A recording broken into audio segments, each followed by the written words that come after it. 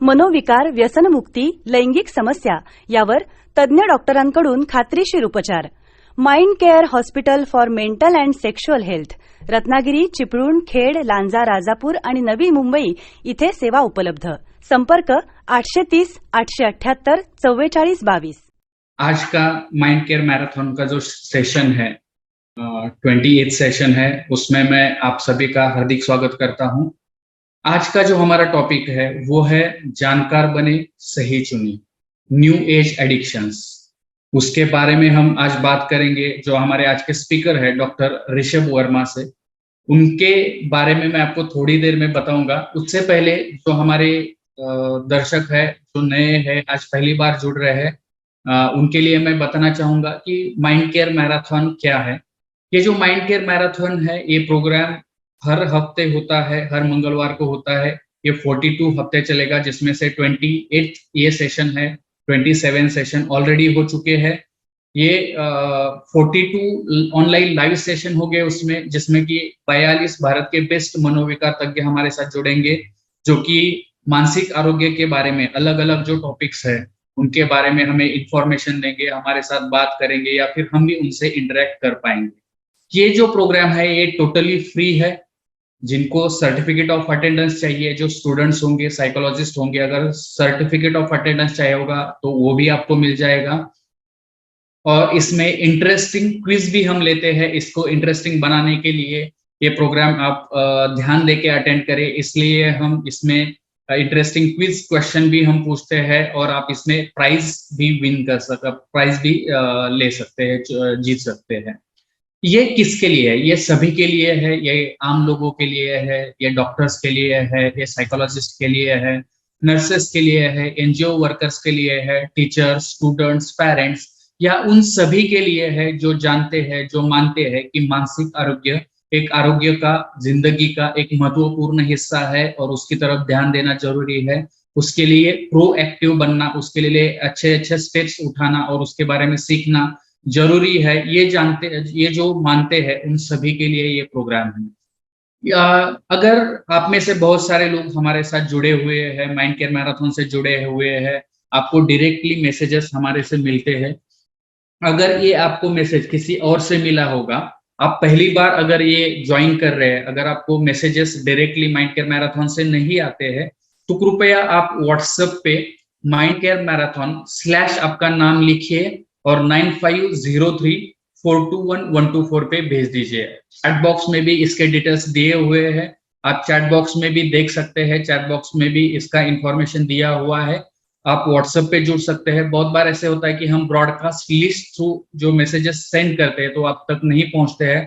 तो मेरी रिक्वेस्ट है कि जो कम्युनिटी हमने व्हाट्सएप पे तैयार की है उस पे जाइए, उस पे अटैच हो जाइए, ताकि वो मैसेजेस आपको डायरेक्टली मिल जाए. आप टेलीग्राम पे भी जुड़ सकते हैं. टेलीग्राम पे यूजुअली ब्रॉडकास्ट लिस्ट का कोई प्रॉब्लम नहीं आता है, तो आप माइंड केयर मैराथन सर्च कीजिए, या फिर लिंक चैट बॉक्स में दिया है उस पे जस्ट जाके क्लिक कीजिए और वहां पे ज्वाइन कीजिए.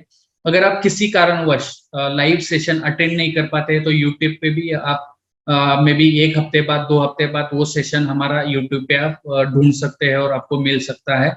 आपसे रिक्वेस्ट है कि कृपया वो चैनल को सब्सक्राइब कीजिए और नोटिफिकेशन का जो बेल का बटन होता है उस पर क्लिक कीजिए, ताकि अगर जब भी हम ये अपलोड करेंगे तब आपको ये उसका इंफॉर्मेशन, नोटिफिकेशन आपको मिल जाएगा. आप फेसबुक पे भी हमारे साथ जुड़ सकते हैं. उसका भी लिंक हमने चैट बॉक्स में दिया हुआ है. मैं थोड़ा सा क्विज कंपटीशन के लिए के बारे में आपको बताना चाहूंगा, जो लोग नए हैं उनको स्पेशली. इसमें हम 2 क्वेश्चन पूछेंगे, जो कि एक प्रश्न होगा जो मेरा और स्पीकर, ये जो फर्स्ट राउंड है वो राउंड खत्म होने के बाद में पहला प्रश्न पूछा जाएगा. दूसरा प्रश्न जो है वो ऑडियंस राउंड खत्म होने के बाद में पूछा जाएगा. ये 2 प्रश्नों के उत्तर देने वाले में से 3 विजेता हम चुनेंगे. विजेता बनने के लिए आपको दोनों प्रश्नों के उत्तर देना जरूरी है. बहुत बार होता है कि एक ही प्रश्न का उत्तर दे देते हैं तो आपको वो कंसीडर नहीं किया जाता है. दोनों प्रश्नों के उत्तर देना जरूरी है. और सबसे इंपॉर्टेंट, ये फास्टेस्ट आंसर देना जरूरी है. और मैं ये भी नोट कर रहा हूँ कि बहुत सारे लोग एक point as a message send कर देते, तो वो फास्टेस्ट नहीं कंसीडर किया जाएगा.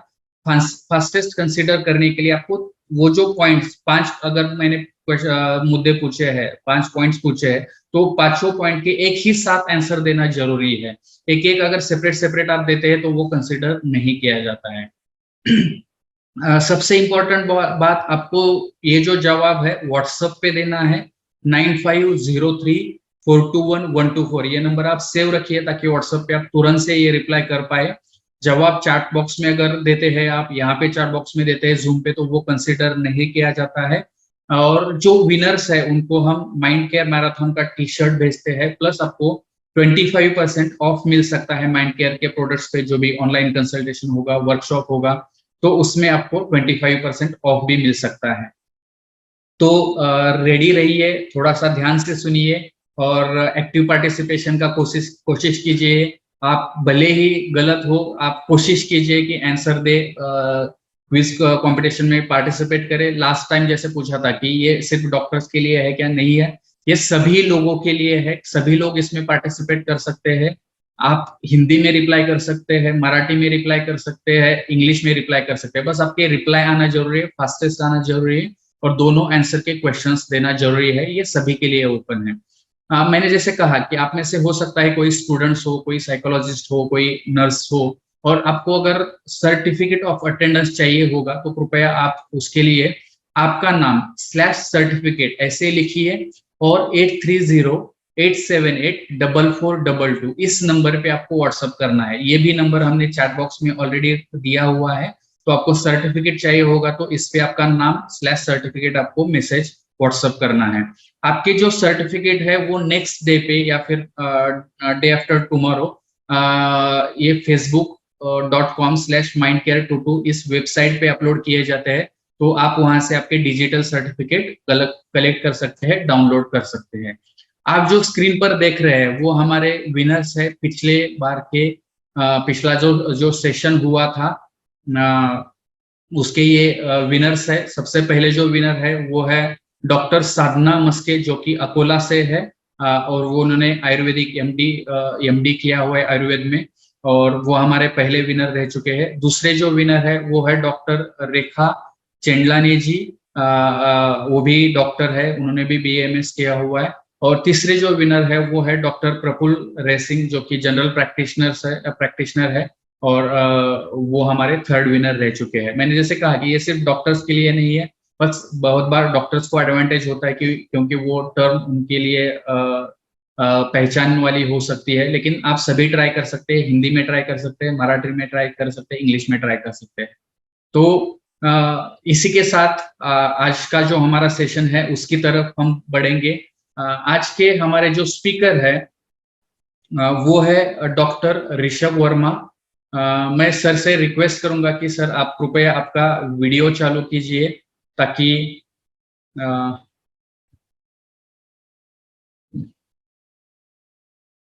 ओके। So sir welcome. आज के सेशन के लिए मैं आपका हार्दिक स्वागत करता हूं। मैं ऑडियंस को बताना चाहूंगा कि डॉक्टर ऋषभ वर्मा जी जो है उन्होंने एमबीबीएस किया हुआ है और साइकेट्री में एमडी किया हुआ है। वो एज अ साइकेट्रिस्ट प्रैक्टिस करते हैं आरवी माइंड क्लिनिक, जो कि पनवेल में स्थित है। वो बहुत अच्छे स्पीकर है, उन्होंने बहुत सारे प्रोग्राम्स कंडक्ट किए हुए, हर अलग अलग स्कूल में अलग अलग बॉडी की जो अलग अलग प्रोग्राम्स होते हैं उसमें उन्होंने अलग अलग सेशन लिए हुए हैं, अलग अलग टॉपिक पे बात की हुए।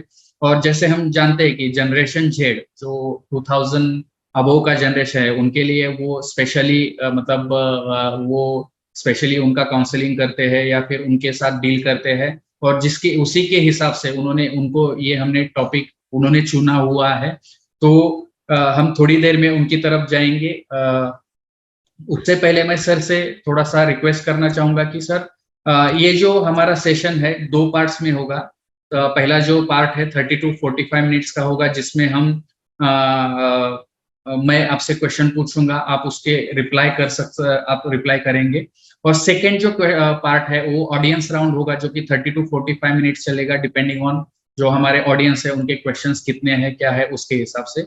मेनली हम हिंदी में बात करेंगे, जहां पे भी टेक्निकल टर्म्स आ सकती है या फिर साइंटिफिक टर्म हो वहां पे हम डेफिनेटली इंग्लिश का यूज कर सकते हैं, लेकिन मोस्ट ऑफ द लैंग्वेज हमारी हिंदी रहेगी। जब ऑडियंस भी क्वेश्चन पूछते हैं तो वो रिक्वेस्ट है कि वो हिंदी में बात करें, अगर नहीं होता है तो आप मराठी में या इंग्लिश में भी पूछ सकते हैं। और लेकिन हम जो रहेंगे तो हम मोस्टली हिंदी में बात करेंगे, उनका रिप्लाई भी हम हिंदी में देंगे। सबसे पहले जी। मैं आपसे जानना चाहूंगा कि जब भी मैंने इसके बारे में रिक्वेस्ट किया था तो आपने ये खुद होके टॉपिक चुना कि ये new age addiction. Actually I am also new to this topic. कुछ चीजें मुझे मालूम है, लेकिन ये जो टर्म है न्यू एज एडिक्शन, तो मुझे लगता है हमारे श्रोताओं के लिए भी ये टर्म नहीं है। तो उसके बारे में आप क्या बताना चाहेंगे कि आपने ये टॉपिक क्यों चुना और इसके बारे में बात करना क्यों जरूरी है? जी, उससे पहले तो firstly doctor Arun sir, thank you so much कि आपने ये अपॉर्चुनिटी दी मुझे। माइंड केयर मैराथन जो चल रहा है आपका, बहुत ही अच्छा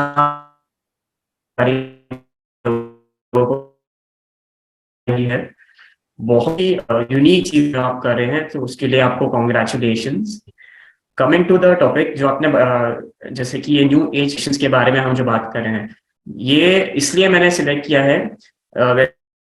अपने एमडी के बाद मैंने 1 साल का फेलोशिप किया डी एडिक्शन में, जेजे हॉस्पिटल से, जो मुंबई का नामी सरकारी है। वो जो 1 साल थे वहां पे मैं नशा मुक्ति केंद्र का मेडिकल ऑफिसर था।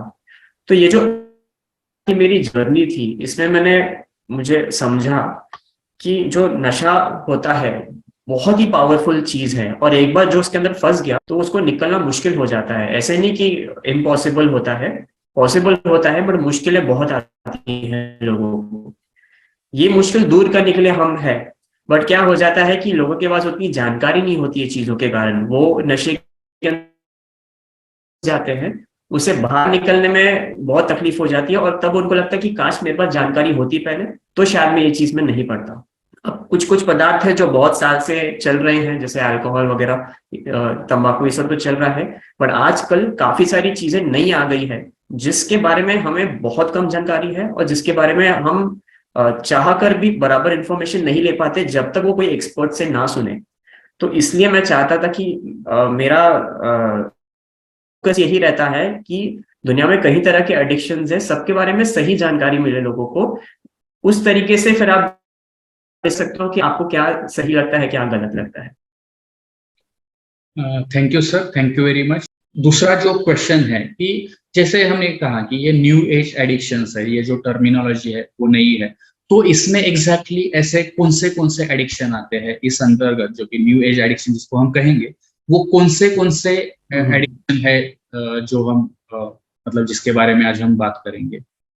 तो जिस तरीके से मैं बता रहा था कि जो पॉपुलेशन ज्यादा होने के कारण हमारा कंजम्पशन भी ज्यादा बढ़ जाता है, और जब हमारा कंजम्पशन बढ़ता है, अगर आप स्टैटिस्टिक्स देखेंगे तो ये जो अल्कोहल है, स्मोकिंग है, सिगरेट्स है, कैनबिस, ओपियोइड, ये जो चीजें हैं जैसे गांजा, गरद, जो अलग अलग भाषा में इनको बोला जाता है, इसका कंजम्पशन हमारे कंट्री में बहुत बढ़ गया है।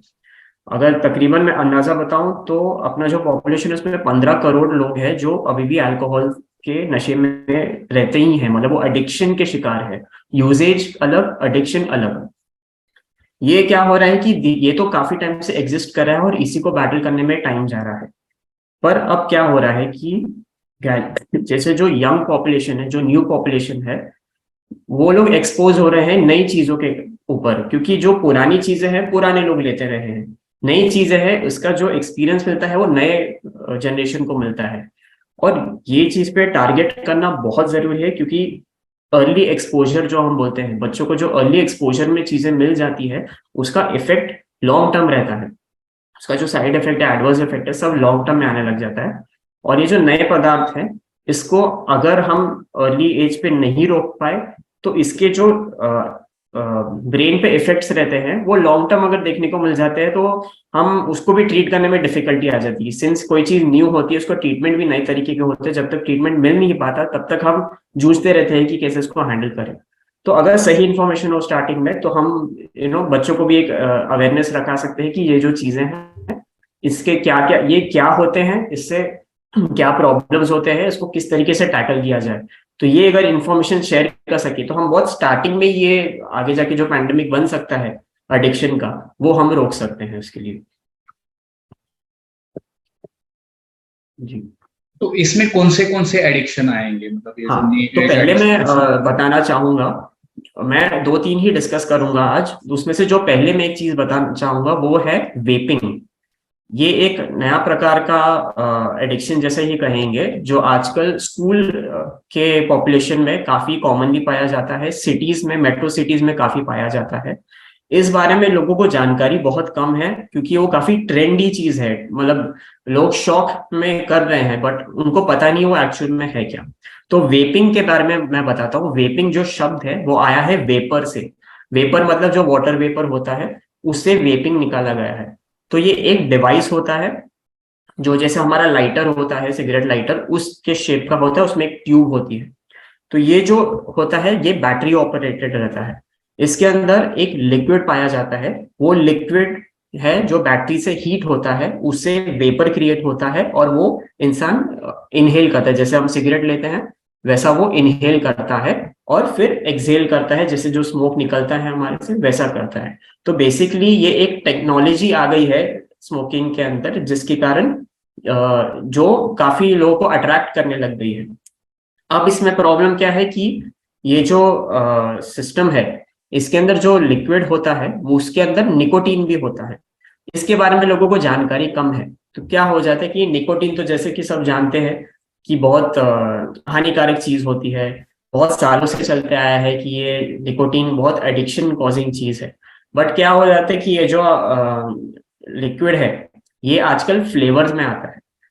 अब इसमें फ्लेवर्स भी ऐसे रहते हैं कि चेरी ब्लास्ट, रेड वेलवेट, ऐसे बहुत टाइप के फ्लेवर्स आने लग गए हैं जो उसके लिए बहुत आकर्षित लगते हैं लोगों को।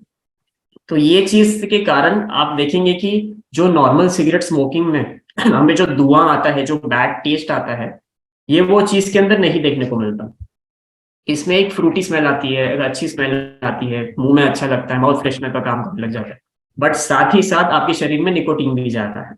तो ये चीज ग्रेजुअली एक एडिक्शन बन जाती है, जो यंग पॉपुलेशन को समझ में नहीं आता। वो सिर्फ वो फ्रूटी फ्लेवर ये सब चीजों में लगे रहते हैं।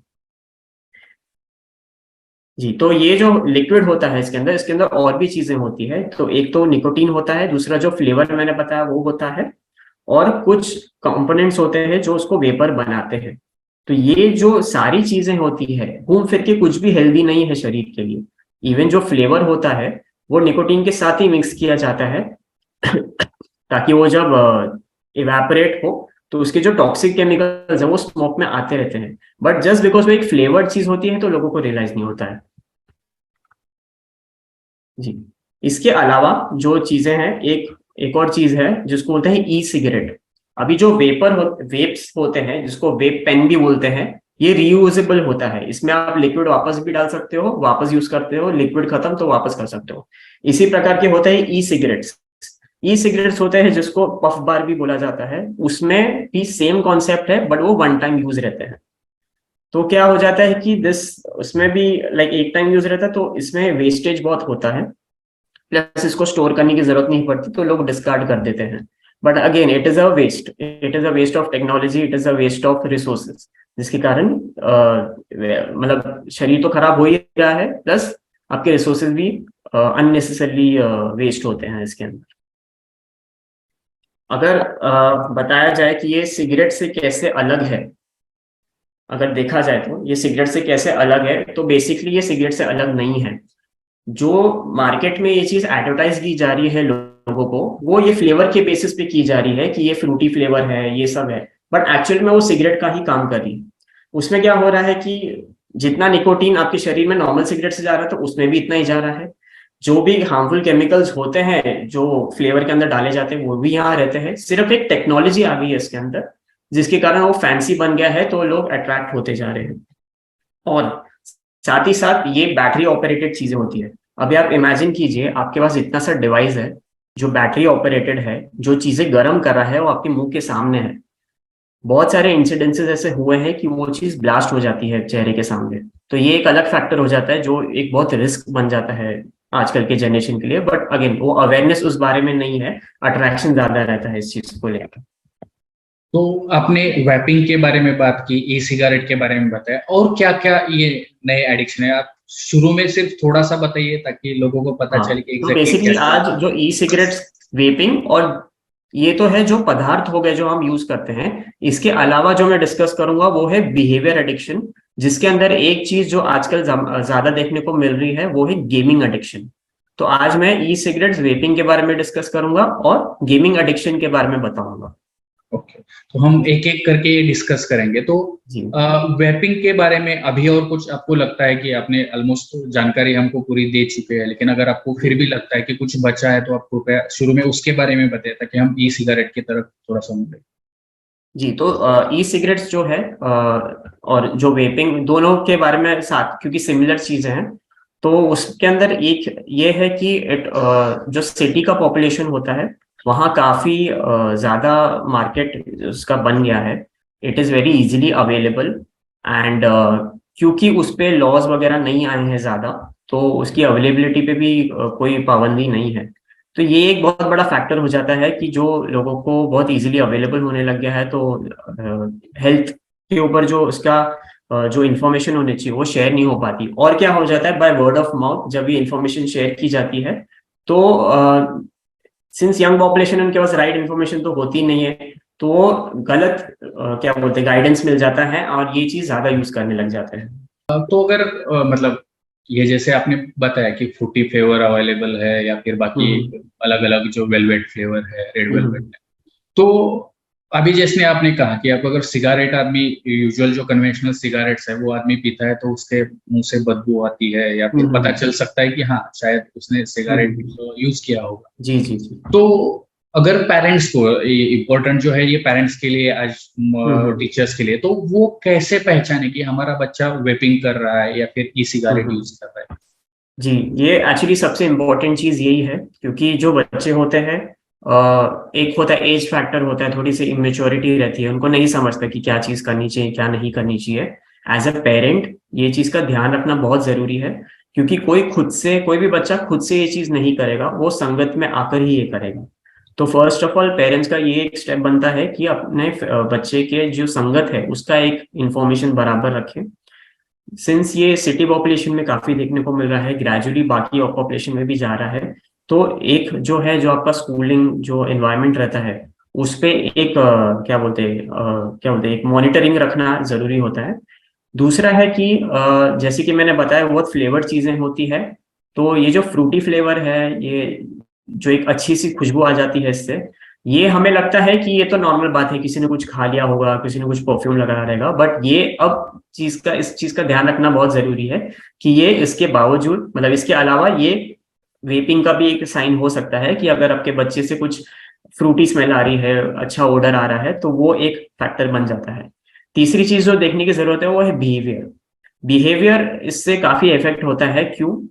क्योंकि जो निकोटीन है वो हमारे बिहेवियर पे बहुत इफेक्ट करता है। जो हमारी एक बेचैनी है, घबराहट है, ये निकोटीन बहुत बढ़ा देता है। अगर आप ग्रेजुअली नोटिस करेंगे कि आपका जो बच्चा है काफी रेस्टलेस हो रहा है, टीनेज बच्चा है, बहुत रेस्टलेस हो रहा है, हमें लगता है नॉर्मल है, बट ये सडन चेंज देखने को मिल रहा है, मतलब कि निकोटीन एक उनकी बॉडी में चलने लग गया है, जिसके कारण काफी सारा रेस्टलेसनेस पैदा हो रहा है। तो ये एक फैक्टर हो सकता है, नहीं कि अगर बच्चा रेस्टलेस हो रहा है तो वो निकोटीन ले रहा है, ऐसा नहीं होगा, बट आपको सारे फैक्टर्स कंसिडर करने पड़ेंगे, उसकी संगत, जो स्मेल आ रही है, और प्लस उनका बिहेवियर। चौथी चीज है कि बहुत पेरेंट्स को पता ही नहीं वेप दिखते कैसे है, ई सिगरेट्स दिखते कैसे है, तो इसके लिए इसकी जानकारी उनके पास होना बहुत जरूरी है। तो अगर आप गूगल करेंगे, फोटोज देखेंगे कि ई सिगरेट्स कैसे दिखते हैं, वेप्स कैसे दिखते हैं, तो आपको पता चलेगा कि ये थोड़े फैंसी डिवाइसेस है, तो हानिकारक दिखते भी नहीं है, आपको लगेगा कि बच्चे का कुछ फैंसी चीज है उसके पास, बट इसकी जानकारी पेरेंट्स को होना बहुत जरूरी है कि एक्चुअल में वो चीज दिखती कैसी है। तो ये पेरेंट्स को अपने से एक इनिशिएटिव उठाना चाहिए कि एटलीस्ट वो फोटोज देख के रखे कि ये होता है ऐसा। बहुत अच्छे आपने मतलब चार पॉइंट जो बताए बहुत इंपॉर्टेंट है और पेरेंट्स को ध्यान में रखना जरूरी है। तो मैं यहाँ पे पूछूंगा कि ई सिगारेट्स और वेपिंग, ये कन्वेंशनल सिगारेट या फिर जो एडिक्शन है उसकी तुलना में उसके एडवांटेज क्या है, डिसएडवांटेज क्या है, और उसके इफेक्ट क्या क्या बॉडी पे हो सकता है? क्या उससे मतलब आदमी मतलब मर सकता है? अगर मर सकता है तो वो कैसे हो सकता है? तो जो ई सिगरेट्स और वेपिंग है, ये बहुत हद तक सिगरेट जैसा ही काम करता है। सिर्फ ये है कि सिगरेट्स जो है हमने देखा है सॉरी, हमने देखा है कि एक पॉपुलेशन में जो यंग पॉपुलेशन है वो तो इस्तेमाल करते ही है, बट उनमें एक डर रहता है सिगरेट्स का कि कहीं पकड़े ना जाए, कहीं कोई देख ना ले, पेरेंट्स को पता ना चल जाए, तो एक हद तक एक रिस्ट्रिक्शन होता है। बट ये जो ई सिगरेट्स और वेपिंग है, ये उसकी तुलना में बहुत कम डर पैदा करने वाली चीज है, क्योंकि वो फैंसी चीज लगती है, तो वो एक डर कम है उसको लेकर। अब क्या हो जाता है कि जब फ्रीक्वेंट कोई यूज करने लग जाता है, ये काफी टाइम तक यूज चालू हो जाता है, ये जो निकोटीन है, ये जैसे कि सबको पता है हमारे एडिक्शन सेंटर, जो ब्रेन के अंदर जो सेंटर है जो एडिक्शन पैदा करता है, उस पर तुरंत काम करता है। उसके कारण क्या हो जाता है कि हम जितना बार बार ये ई वेपिंग करते हैं, ई सिगरेट्स करते हैं, हमारा वो सेंटर एक्टिवेट हो जाता है, जिसके कारण इसका एडिक्शन होना बहुत आसान है। दूसरा क्या हो जाता है कि जब ये हमारे सेंटर को हिट करता है, जब हम वेपिंग नहीं कर रहे हैं, तब हमारी बॉडी के अंदर उसका जो एक्शन का टाइम होता है बहुत कम होता है। तो अगर हम वेपिंग नहीं करें तो वो तुरंत खत्म हो जाता है, तो हमारे शरीर को वापस से एक क्रेविंग आने लग जाती है कि नहीं नहीं मुझे चाहिए, मुझे अभी वापस पीना पड़ेगा। तो और जैसे कि वो जो वेपिंग है, ये क्या एक लिक्विड डालो तो पूरा दिन चल सकता है, तो आपके पास बहुत इजी एक्सेसिबिलिटी है कि वापस आप वेप करो, तो आप ये एडिक्शन साइकिल में और डीप जाने लग जाते हो। सिगरेट्स का, बीड़ी का कैसे होता है कि एक एक चीज खत्म होने के बाद आपको दूसरा लेना पड़ता है, बट इसमें ऐसा कि आपने रिफिल कर लिया, बैटरी चार्ज हो गई, तो पूरा दिन आराम से चल सकता है। तो बहुत इजी एक्सेसिबिलिटी के कारण इसका एडिक्शन बहुत जल्दी बढ़ने लग जाता है। और क्या हो जाता है कि जब हम नहीं लेते हैं, एडिक्शन सेंटर एक्टिवेट हो गया है, तो हमें रेस्टलेसनेस होती है, तो ये जो एंग्जाइटी बढ़ाने वाली चीज होने लग जाती है। उसके कारण जो प्राइम इयर्स होते हैं, जब हमारे पढ़ाई के इयर्स होते हैं, जो एकेडमिकली हमें एकदम एक्टिव रहना चाहिए, वो उसके बदले हम एंग्जाइटी के अंदर पड़ जाते हैं, डर घबराहट ये सब चीजें बढ़ने लग जाती है, जो निकोटीन का एक है ही, जो हमेशा ये कॉज कराता ही है। दूसरा है कि हम जो ये चीज लेते हैं, एक आदत बन जाती है कि हम ये रिलैक्स करने के लिए ले रहे हैं। तो अगर बहुत अर्ली फेज में अगर हम ये चीज ले रहे हैं, हम अपनी बॉडी को लर्न करा रहे हैं कि कभी भी मुझे स्ट्रेस है, मुझे रिलैक्स करना है, तो मुझे वेपिंग या ई सिगरेट्स लेना पड़ेगा, जो बहुत बुरी चीज है, क्योंकि अपनी बॉडी ने अगर वो चीज यंग एज में लर्न कर लिया, तो उसके कारण हम कुछ और तरीका सीख ही नहीं पाएंगे, जो नेचुरल वेज है खुश होने के, जो नेचुरल वेज है स्ट्रेस को कोप अप करने के, हम सीख नहीं पाएंगे, क्योंकि बहुत अर्ली स्टेज में ही हमने ये एक पैटर्न सीख लिया है। तीसरी और अगर बताऊं तो इससे इरिटेबिलिटी, जो गुस्सा चिड़चिड़ापन है, ये भी बहुत बढ़ने लग जाता है, जो उसके विड्रॉल का ही हिस्सा होता है। अगर कुछ मैंने स्टडीज देखी है कि जो ये सिगरेट स्मोकिंग या फिर ई सिगरेट्स वेपिंग के बारे में दिखाया जाए, क्योंकि वो बहुत इजी एक्सेसिबल है, तो हमें उस चीज के पीछे भागना बहुत ज्यादा डिपेंडेंसी आ जाती है। ये डिपेंडेंसी कुछ स्टडीज में पाई गई है कि आगे जाके ना ये क्रिमिनल बिहेवियर पैदा करने में बहुत आसानी हो जाती है। इसके अंदर काफी स्टडीज की गई है इसमें, क्योंकि हम जो प्लेजर सीख करना चाहते हैं, उसके पीछे जब हम भागते हैं, जब हमें नहीं मिलता, तो हम क्रिमिनल बिहेवियर के अंदर चले जाते हैं। तो ये एक चीज बहुत इंपॉर्टेंट है पेरेंट्स को जानना कि एट ए यंगर एज अगर ये सब बच्चे कर रहे हैं, तो वो रोकना बहुत जरूरी है, because of this one factor. अगर शरीर में देखा जाए तो निकोटीन जो है, जब शरीर में जा रहा है, ये अपना हार्ट रेट बढ़ाता है। तो क्या हो जाता है कि हमें घबराहट होने लग जाती है। अगर किसी के फैमिली हिस्ट्री में हार्ट की कंडीशंस है, तो तुम अपने चांसेस बढ़ा रहे हो कि हार्ट की कंडीशंस बढ़ सके। और एक चीज होती है जिसे हम कहते हैं फ्लाइट और फाइट रिस्पॉन्स, मतलब जब कुछ स्ट्रेस आ जाए तो अपना बॉडी का एक रिएक्शन होता है जिसमें इधर फ्लाइट या फाइट, उड़ो या मतलब झगड़ो या फिर उड़ो। तो हो जाए ये चीज के कारण हम काफी स्ट्रेसफुल सिचुएशन संभाल नहीं पाते, जिसके कारण बहुत गलत रिएक्शन आने लग जाते हैं, जिसके कारण और सिचुएशन डिस्टर्ब हो जाती है। जो इस चीज का एक कारण बन जाता है ये ई सिगरेट्स और वेपिंग। फिर देखा जाए कि जैसे कि हम स्मोक कर रहे हैं, इनहेल कर रहे हैं, जो लंग रिलेटेड तकलीफें हैं वो भी बढ़ने लग जाती है। जिसके फैमिली में अस्थमा है या फिर जिनको अस्थमा है, उसके कारण बहुत ज्यादा बढ़ने लग जाता है। और जो ये निकोटीन है, वेपर है, ये जो अपने ओरल कैविटी है उसके अंदर अब्जॉर्ब होके पेट में जाता है, जिसके कारण एसिड रिफ्लक्स भी बढ़ने लग जाता है। जिन लोगों को एसिडिटी की बीमारी है, ये एक कारण बन जाता है और एसिडिटी बढ़ने का, जो दवाइयों पे भी ठीक नहीं हो पाता, क्योंकि इतना निकोटीन जाता है शरीर के अंदर। अभी जैसे आपने पूछा कि ये चीज से हम मर सकते हैं कि नहीं, तो एक कंडीशन होती है जिसको हम बोलते हैं वेपिंग एसोसिएटेड लंग इंजरी। ये एक चीज है जिसमें के कारण काफी सारे डेथ्स हुए हैं, क्योंकि हम वेपिंग करते हैं, जो निकोटीन वेपर है हमारे लंग्स में आके अब्जॉर्ब होते हैं और स्टिक हो जाते हैं, उसको निकल नहीं पाते, जिसके कारण लॉन्ग टर्म डैमेज शुरू हो जाता है। एक स्टडी हुई थी यूएसए में, जिसमें एक साल में कम से कम 68 डेथ्स हो चुके हैं purely because of this reason. India का डेटा मुझे अब तक नहीं मिला है, बट ये इतने डेथ्स नोटिस किए हैं। कम नंबर लग रहा है, but death is possible because of e cigarettes and vape, that is there. आपने जैसे इंट्रोडक्शन में बताया कि तीसरी जो बात है वो हम करेंगे गेमिंग एडिक्शन के बारे में। तो ये गेमिंग एडिक्शन एग्जैक्टली क्या होता है, उसको एडिक्शन कब बन गया? मतलब मोस्ट ऑफ लोग है कि आजकल बस में हो या फिर कहीं पे फ्री हो तो बहुत बार गेम्स यूज करते हैं। तो ये नॉर्मल गेमिंग और गेमिंग एडिक्शन, इसको कैसे हम डिफाइन करें? जी, तो गेमिंग एडिक्शन अगर आप देखेंगे तो आजकल इंटरनेशनली भी ये एक डिसऑर्डर माना जा रहा है। हमारे जितने भी नए क्लासिफिकेशंस है उसके अंडर आने लग गया है ये। मैंने अपने एमडी में जो मैंने थीसिस किया था उसके अंदर मैंने इंटरनेट और गेमिंग एडिक्शन के ऊपर ही थीसिस किया था यंग पॉपुलेशन में। कारण ये था कि कोविड के पहले ऐसा था कि जो गेमिंग इंडस्ट्री थी काफी बढ़ रही थी, जैसे कि पबजी करके गेम थी जो काफी लोग खेल रहे थे। इंटरनेट एडिक्शन भी बहुत ज्यादा था। उस दौरान मैंने ये रिसर्च किया और पाया कि ऑलमोस्ट सारे जो भी स्टूडेंट्स हैं सब में एक हद तक गेमिंग एडिक्शन तो नहीं बट उसके रिलेटेड बिहेवियर बढ़ चुका है, क्योंकि बहुत एक्सेसिबिलिटी बहुत इजी है, सबके हाथ में फोन है, सब लोग गेम डाउनलोड करके खेल सकते हैं।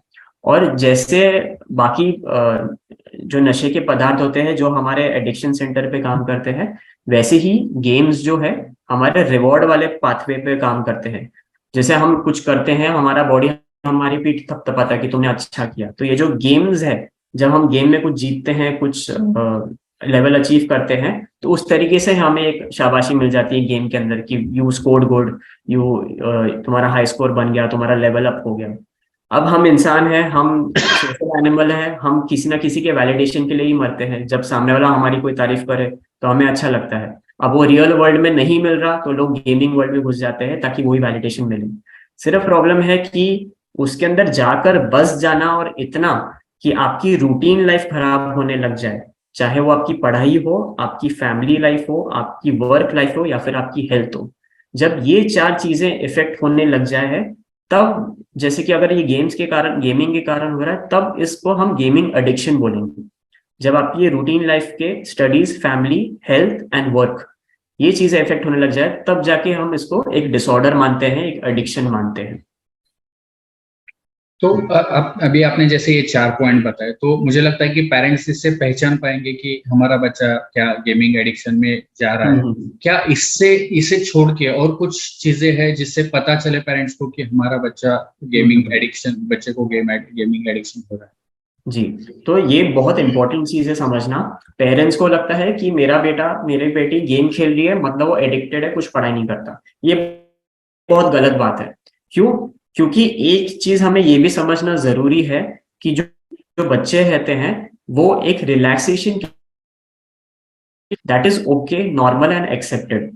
उसके अलावा बाकी जो फैक्टर्स है उस पर ध्यान रखना बहुत जरूरी है। जो फैक्टर्स मैं अभी एक लिस्ट में बताऊंगा, ये चीजें आपको नोट करना जरूरी है कि आपके बच्चों में ये चीज देखने को मिल रही है कि नहीं। तब जाके आप सोच सकते हो कि शायद इसको हेल्प की जरूरत है।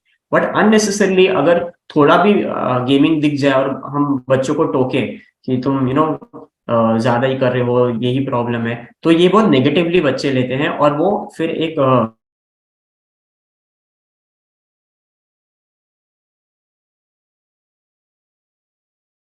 सर आपका वॉइस ब्रेक हो रहा है, वॉइस ब्रेक हो गया।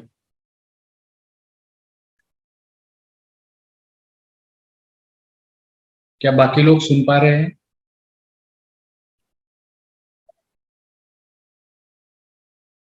आवाज आ रही है मेरी? यस, अभी आ रही है जी। तो मैं यही बता रहा था कि जैसे कि कुछ फैक्टर्स होते हैं जिस पे ध्यान रखना बहुत जरूरी है, तब जाके हमें एक अवेयरनेस आएगा कि हाँ शायद मेरा बेटा या बेटी गेमिंग एडिक्टेड है। तो उसमें से कुछ क्वेश्चंस है जो हम बच्चों को ही पूछते हैं और उनके आंसर के हिसाब से हम डिसाइड करते हैं कि इनको वाकई में तकलीफ है कि नहीं है, समझाया जा सकता है या फिर प्रॉपर ट्रीटमेंट लगेगी। उसमें से कुछ क्वेश्चंस मैं आपसे शेयर करना चाहूंगा। जैसे कि पहला क्वेश्चन है कि क्या आप पूरे दिन गेमिंग के बारे में ही सोचते रहते हैं? अब इसका जवाब अगर ना है, या फिर थोड़ा बहुत है, या फिर बहुत हाँ है, उस हिसाब से हम डिसाइड करते हैं कि बिल्कुल नहीं, कभी कभार और हमेशा। ये एक क्वेश्चन हो गया जिसमें कि आपका पूरा टाइम गेमिंग के बारे में सोचने में जाता है कि। दूसरी चीज होती है कि अगर गेमिंग करने को ना मिले तो आपको गुस्सा या चिड़चिड़ापन हो रहा है कि नहीं। ये पेरेंट्स भी नोट कर सकते हैं कि अगर बच्चे को मना किया जा रहा है तो उसके कारण उसका मूड चेंज, मतलब बिहेवियर चेंज हो रहा है कि नहीं। तीसरी चीज है कि क्या आपके बेटे को जितना ज्यादा गेम खेलने को मिल रहा है उतना ज्यादा प्लेजर मिल रहा है उससे। क्योंकि हम क्या होते हैं, कभी कभार बोर हो जाता है, बट अगर एक पैटर्न डेवलप होने लग गया है जिसमें बच्चे को ज्यादा गेम खेल रहा है तो और खुश हो रहा है, मतलब बहुत ज्यादा डिपेंडेंसी बन रही है उसके ऊपर, तो ये एक चीज नोट करना जरूरी है। और है कि उसने गेमिंग छोड़ने की कोशिश की बट फिर भी उससे हो नहीं पा रहा और वापस वो गेमिंग पे जा रहा है, जैसे हम फेल्ड अटेम्प्ट बोलते हैं जिसको, तो वो एक बड़ा फैक्टर बन जाता है। बाकी चीजों, बाकी जो हॉबीज है, बाकी जो उसके रिक्वायर्ड रिस्पॉन्सिबिलिटीज है, उसका इंटरेस्ट कम होने होने लग गया है और सिर्फ गेमिंग में बढ़ गया है, ये एक इम्पॉर्टेंट फैक्टर बन जाता है। अगर उसके आजू बाजू बहुत सारे प्रॉब्लम्स बढ़ गए हैं, चाहे वो फैमिली में हो, पढ़ाई में हो, उसके बावजूद वो गेमिंग कर रहा है, वो एक फैक्टर बनने लग जाता है। गेमिंग के लिए वो ज्यादा झूठ बोलने लग गया है, ज्यादा ऐसा बिहेवियर होने लग गया है कि जिसमें झूठ, चोरी वगैरह ये सब होने लग गया है, वो एक बड़ा फैक्टर बन जाता है। और यह है कि जो एजुकेशन है, जो उसका एकेडमिक है, उसके अंदर जो प्रॉपर डिक्लाइन दिखने लग गया है, एकेडमिक परफॉर्मेंस डिक्लाइन हो रहा है, that becomes a big factor. कि ये सारे पॉइंट्स अगर देखने में जाए, अगर इसमें सब चीजें पॉजिटिव लग रही है, तो द चाइल्ड, उसके चाइल्ड को जरूरत पड़ेगी कि थोड़ा ट्रीटमेंट लगे ये गेमिंग एडिक्शन से बाहर आने के लिए। ये फैक्टर्स सारे मिले या फिर मेजोरिटी फैक्टर्स मिले तब जाके ही पेरेंट्स को कंसिडर करना चाहिए कि उसको कुछ ट्रीटमेंट ले या फिर उसको कुछ हेल्प दें ताकि ये चीज से बाहर आए। डेफिनेटली। इसके क्या साइड इफेक्ट हो सकते हैं गेमिंग एडिक्शन के वजह से? क्या क्या उसके परिणाम हो सकते हैं, साइड इफेक्ट हो सकते हैं? तो बेसिकली गेमिंग एडिक्शन है, जैसे कि मैंने बताया, हमारे जो रिवॉर्ड पाथवे है उसके अंदर ही काम करता है। हमें, हमारा ब्रेन जो हमें एक थम्स अप बोलता है कि तुमने अच्छा किया है, तो गेमिंग सेंटर उसी पे एक्टिवेट करता है। हम और तरीके भूल जाते हैं कि किस तरीके से हम अपने आप को वैलिडेशन दें, हम गेमिंग के ऊपर ही फोकस करने लग जाते हैं और उसका एडिक्शन बढ़ने लग जाता है। सबसे ज्यादा इफेक्ट इसका मेंटल हेल्थ पे होता है, क्योंकि ये कोई पदार्थ नहीं है जो हम शरीर में डाल रहे हैं तो शारीरिक तकलीफ हो, ये सिर्फ मेंटल तकलीफें ज्यादा बढ़ाता है। अर्ली एज में ही अगर इतना मेंटल तकलीफें बढ़े तो वैसे ही स्ट्रेस से कोप करना बहुत डिफिकल्ट हो जाता है। बच्चों के जो स्कूलिंग का टाइम होता है, 10th स्टैंडर्ड 12th स्टैंडर्ड होता है, ये बहुत ज्यादा स्ट्रेसफुल इवेंट होते हैं। ये फिर वो कोप अप नहीं कर पाते हैं क्योंकि जो ब्रेन को नेचुरली सीखना चाहिए पैटर्न, वो सीख नहीं पाते हैं। दूसरा है कि ये जो वीडियो गेम्स है, ये बहुत किलिंग, वायलेंस और काफी सारा एक्सपोजर करा रहा है चीजों से जो इतना जरूरी नहीं है। प्लस वो चीजें बहुत नॉर्मल हो जाती है। अभी आजकल के गेम्स जो है, it is on shooting, like you have to kill people to survive. ये चीजें इतना देख देख के वो बहुत नॉर्मलाइज हो जाती है, उससे जो हमें एक अलग सा फीलिंग आता है वो चले जाता है। तो अगर आप नॉर्मलाइज हो गए हो किलिंग को देखकर, प्लस आपकी मेंटल हेल्थ ठीक नहीं है, प्लस आपकी सिचुएशन खराब है, ये बहुत बड़ा एक नेगेटिव रेड फ्लैग बन जाता है जो बच्चे के बिहेवियर को बहुत इजीली मॉडिफाई कर सकता है। तो एक समाज में एक रिस्क बढ़ जाता है। प्लस जो एक्सपोजर मिलता है गेमिंग से, जो कुछ अडल्ट चीजों को लेकर रहता है, उसमें भी बहुत इजी एक्सेसिबिलिटी हो जाती है, वो एक प्रॉब्लम बढ़ जाता है। प्लस क्या है कि ये गेमिंग से एक फॉल्स सेंस ऑफ अचीवमेंट आता है, जो हमें रियल लाइफ में काफी सारी चीजें अचीव करनी पड़ती है, वो टफ लगती है, गेमिंग में बहुत इजी लगती है। तो हम रियल लाइफ से दूर होके वर्चुअल वर्ल्ड में ही एक क्या बोलते हैं, सुकून ढूंढने चले जाते हैं, जो अगेन यंग एज में करने से बहुत डिफिकल्टी होती है, क्योंकि रियल लाइफ की प्रॉब्लम्स फिर हैंडल करना बहुत डिफिकल्ट हो जाता है। प्लस ये है कि जो गेमिंग्स होती है वो काफी हमें बहुत अलर्ट रखती है। तो वो अलर्ट होने के कारण हमारा बॉडी के एक स्ट्रेस रिस्पॉन्स आता है। हमारा बॉडी का जो स्ट्रेस रिस्पॉन्स होता है वो एक्चुअल सिचुएशंस के लिए होना चाहिए, बट अगर एक गेमिंग के लिए हमारा बॉडी स्ट्रेस रिस्पॉन्स क्रिएट कर रहा है मतलब अननेसेसरली हम अपनी बॉडी को स्ट्रेस डाल रहे हैं, जो जिसका परिणाम आगे जाके जैसे हार्ट कंडीशंस, हेल्थ वगैरह पे फिजिकली पड़ने लग जाता है। तो देखा जाए तो इसमें सिर्फ एक ही चीज का फर्क है कि हम कोई चीज ले नहीं रहे हैं जिससे हमें कुछ नुकसान हो रहा है, बट ये जो महसूस कर रहे हैं हम मन में गेमिंग के कारण, हमारा जो बिहेवियर पाथवे है वो खराब हो रहा है। ये सबसे बड़ा प्रॉब्लम हो गया है गेमिंग एडिक्शन के कारण, और वो आज के जमाने में ज्यादा है, स्पेशली पोस्ट कोविड, क्योंकि कोविड का समय ऐसा था कि ये चीजों की आदतें बढ़ गई थी। तो मैं जैसे रिसर्च के बारे में बात कर रहा था, मैंने इंटरनेट और गेमिंग एडिक्शन पे रिसर्च किया था, पर अब मैं देख रहा हूँ कि इंटरनेट तो बहुत नॉर्मल पार्ट बन गया है अपना, तो हम उस पर एडिक्शन नहीं समझ पाएंगे, बट गेमिंग तो हमारा नॉर्मल पार्ट नहीं है, बट उस पर एडिक्शन करना बहुत ईजी हो गया है। तो इंटरनेट तो एक नेसेसिटी हो गई है, बट ये गेमिंग एक एडिक्शन बन के रह गया है, जो पोस्ट कोविड ज्यादा होने लग गया है, तो उस पर गौर करना बहुत जरूरी है, क्योंकि एक्सेसिबिलिटी टू द फोन बहुत इजी रहता है। एंड देखा जाए तो gaming industry as such market में भी बहुत बढ़ रही है, बट सबको ये समझना भी जरूरी है कि अगर इंडस्ट्री बढ़ रही है तो इसका मतलब ये नहीं कि तुम्हें कुछ उससे लाभ होगा। यू कैन फॉलो विक्टिम, तुम विक्टिम भी बन सकते हो एडिक्शन के, और तुम्हें कुछ अचीव नहीं हो पाएगा। तो जो बच्चे हैं उनको जो गाइडेंस रहता है गेमिंग को लेकर बहुत फॉल्सिफाइड रहता है, क्योंकि वो वर्चुअल वर्ल्ड में बहुत ज्यादा ऊपर के लेवल में पहुंच सकते हैं, बट वो रियलिटी से फिर दूर हो जाते हैं। बहुत अच्छी इंफॉर्मेशन आपने दी है। तो जी। जाते जाते मुझे लगता है कि हम लोगों को सॉल्यूशन नहीं देंगे तो उसका कुछ फायदा नहीं है। तो इसका ट्रीटमेंट, ये जो नए एडिक्शंस है, गेमिंग हो या फिर ये जो वेपिंग, ई सिगरेट्स, तो उसका ट्रीटमेंट कैसे किया जाता है या फिर उसके लिए क्या किया जा सकता है? तो वेपिंग और गेमिंग ये दोनों अलग चीजें हैं, इसका ट्रीटमेंट भी थोड़ा अलग हो जाता है। वेपिंग जैसे कि एक पदार्थ है जो हम ले रहे हैं, तो वेपिंग है, इसका ट्रीटमेंट जो रहता है वो जैसा निकोटीन या फिर सिगरेट के लिए हम ट्रीटमेंट लेते हैं वैसे ही लिया जाता है। सबसे पहले जो इम्पोर्टेंट चीज है वो है कि पहले तो इन्फॉर्मेशन बराबर होनी चाहिए किसी के पास भी। अगर कोई ले रहा है तो पहले उसको इन्फॉर्मेशन दो कि देखो, अगर तुम वेपिंग कर रहे हो, ई सिगरेट्स ले रहे हो, तो उसके कारण, उसके अंदर क्या क्या चीजें, उसके कारण क्या क्या चीजें होती है। इतना इन्फॉर्मेशन देने पर वैसे ही एक अवेयरनेस आ जाती है कि मुझे क्या सही चाहिए, क्या सही करना चाहिए, क्या गलत करना चाहिए। बट अगर कोई बहुत टाइम तक ले रहा है तो उसमें क्या हो जाता है, एक एडिक्शन बन जाता है। अभी हमें उनको डी एडिक्ट करना जरूरी है। डी एडिक्ट करने के लिए जो निकोटीन का रहता है उसके लिए एक हम जो प्लान करते हैं उसमें एक होता है क्विट डेट। हम पेशेंट को ही बोलते हैं कि तुम डिसाइड करो कि कौन से दिन तुम्हें छोड़ना है, चाहे वो महीने की पहली तारीख हो या फिर तुम्हारा बर्थडे हो, कोई स्पेशल डेट हो।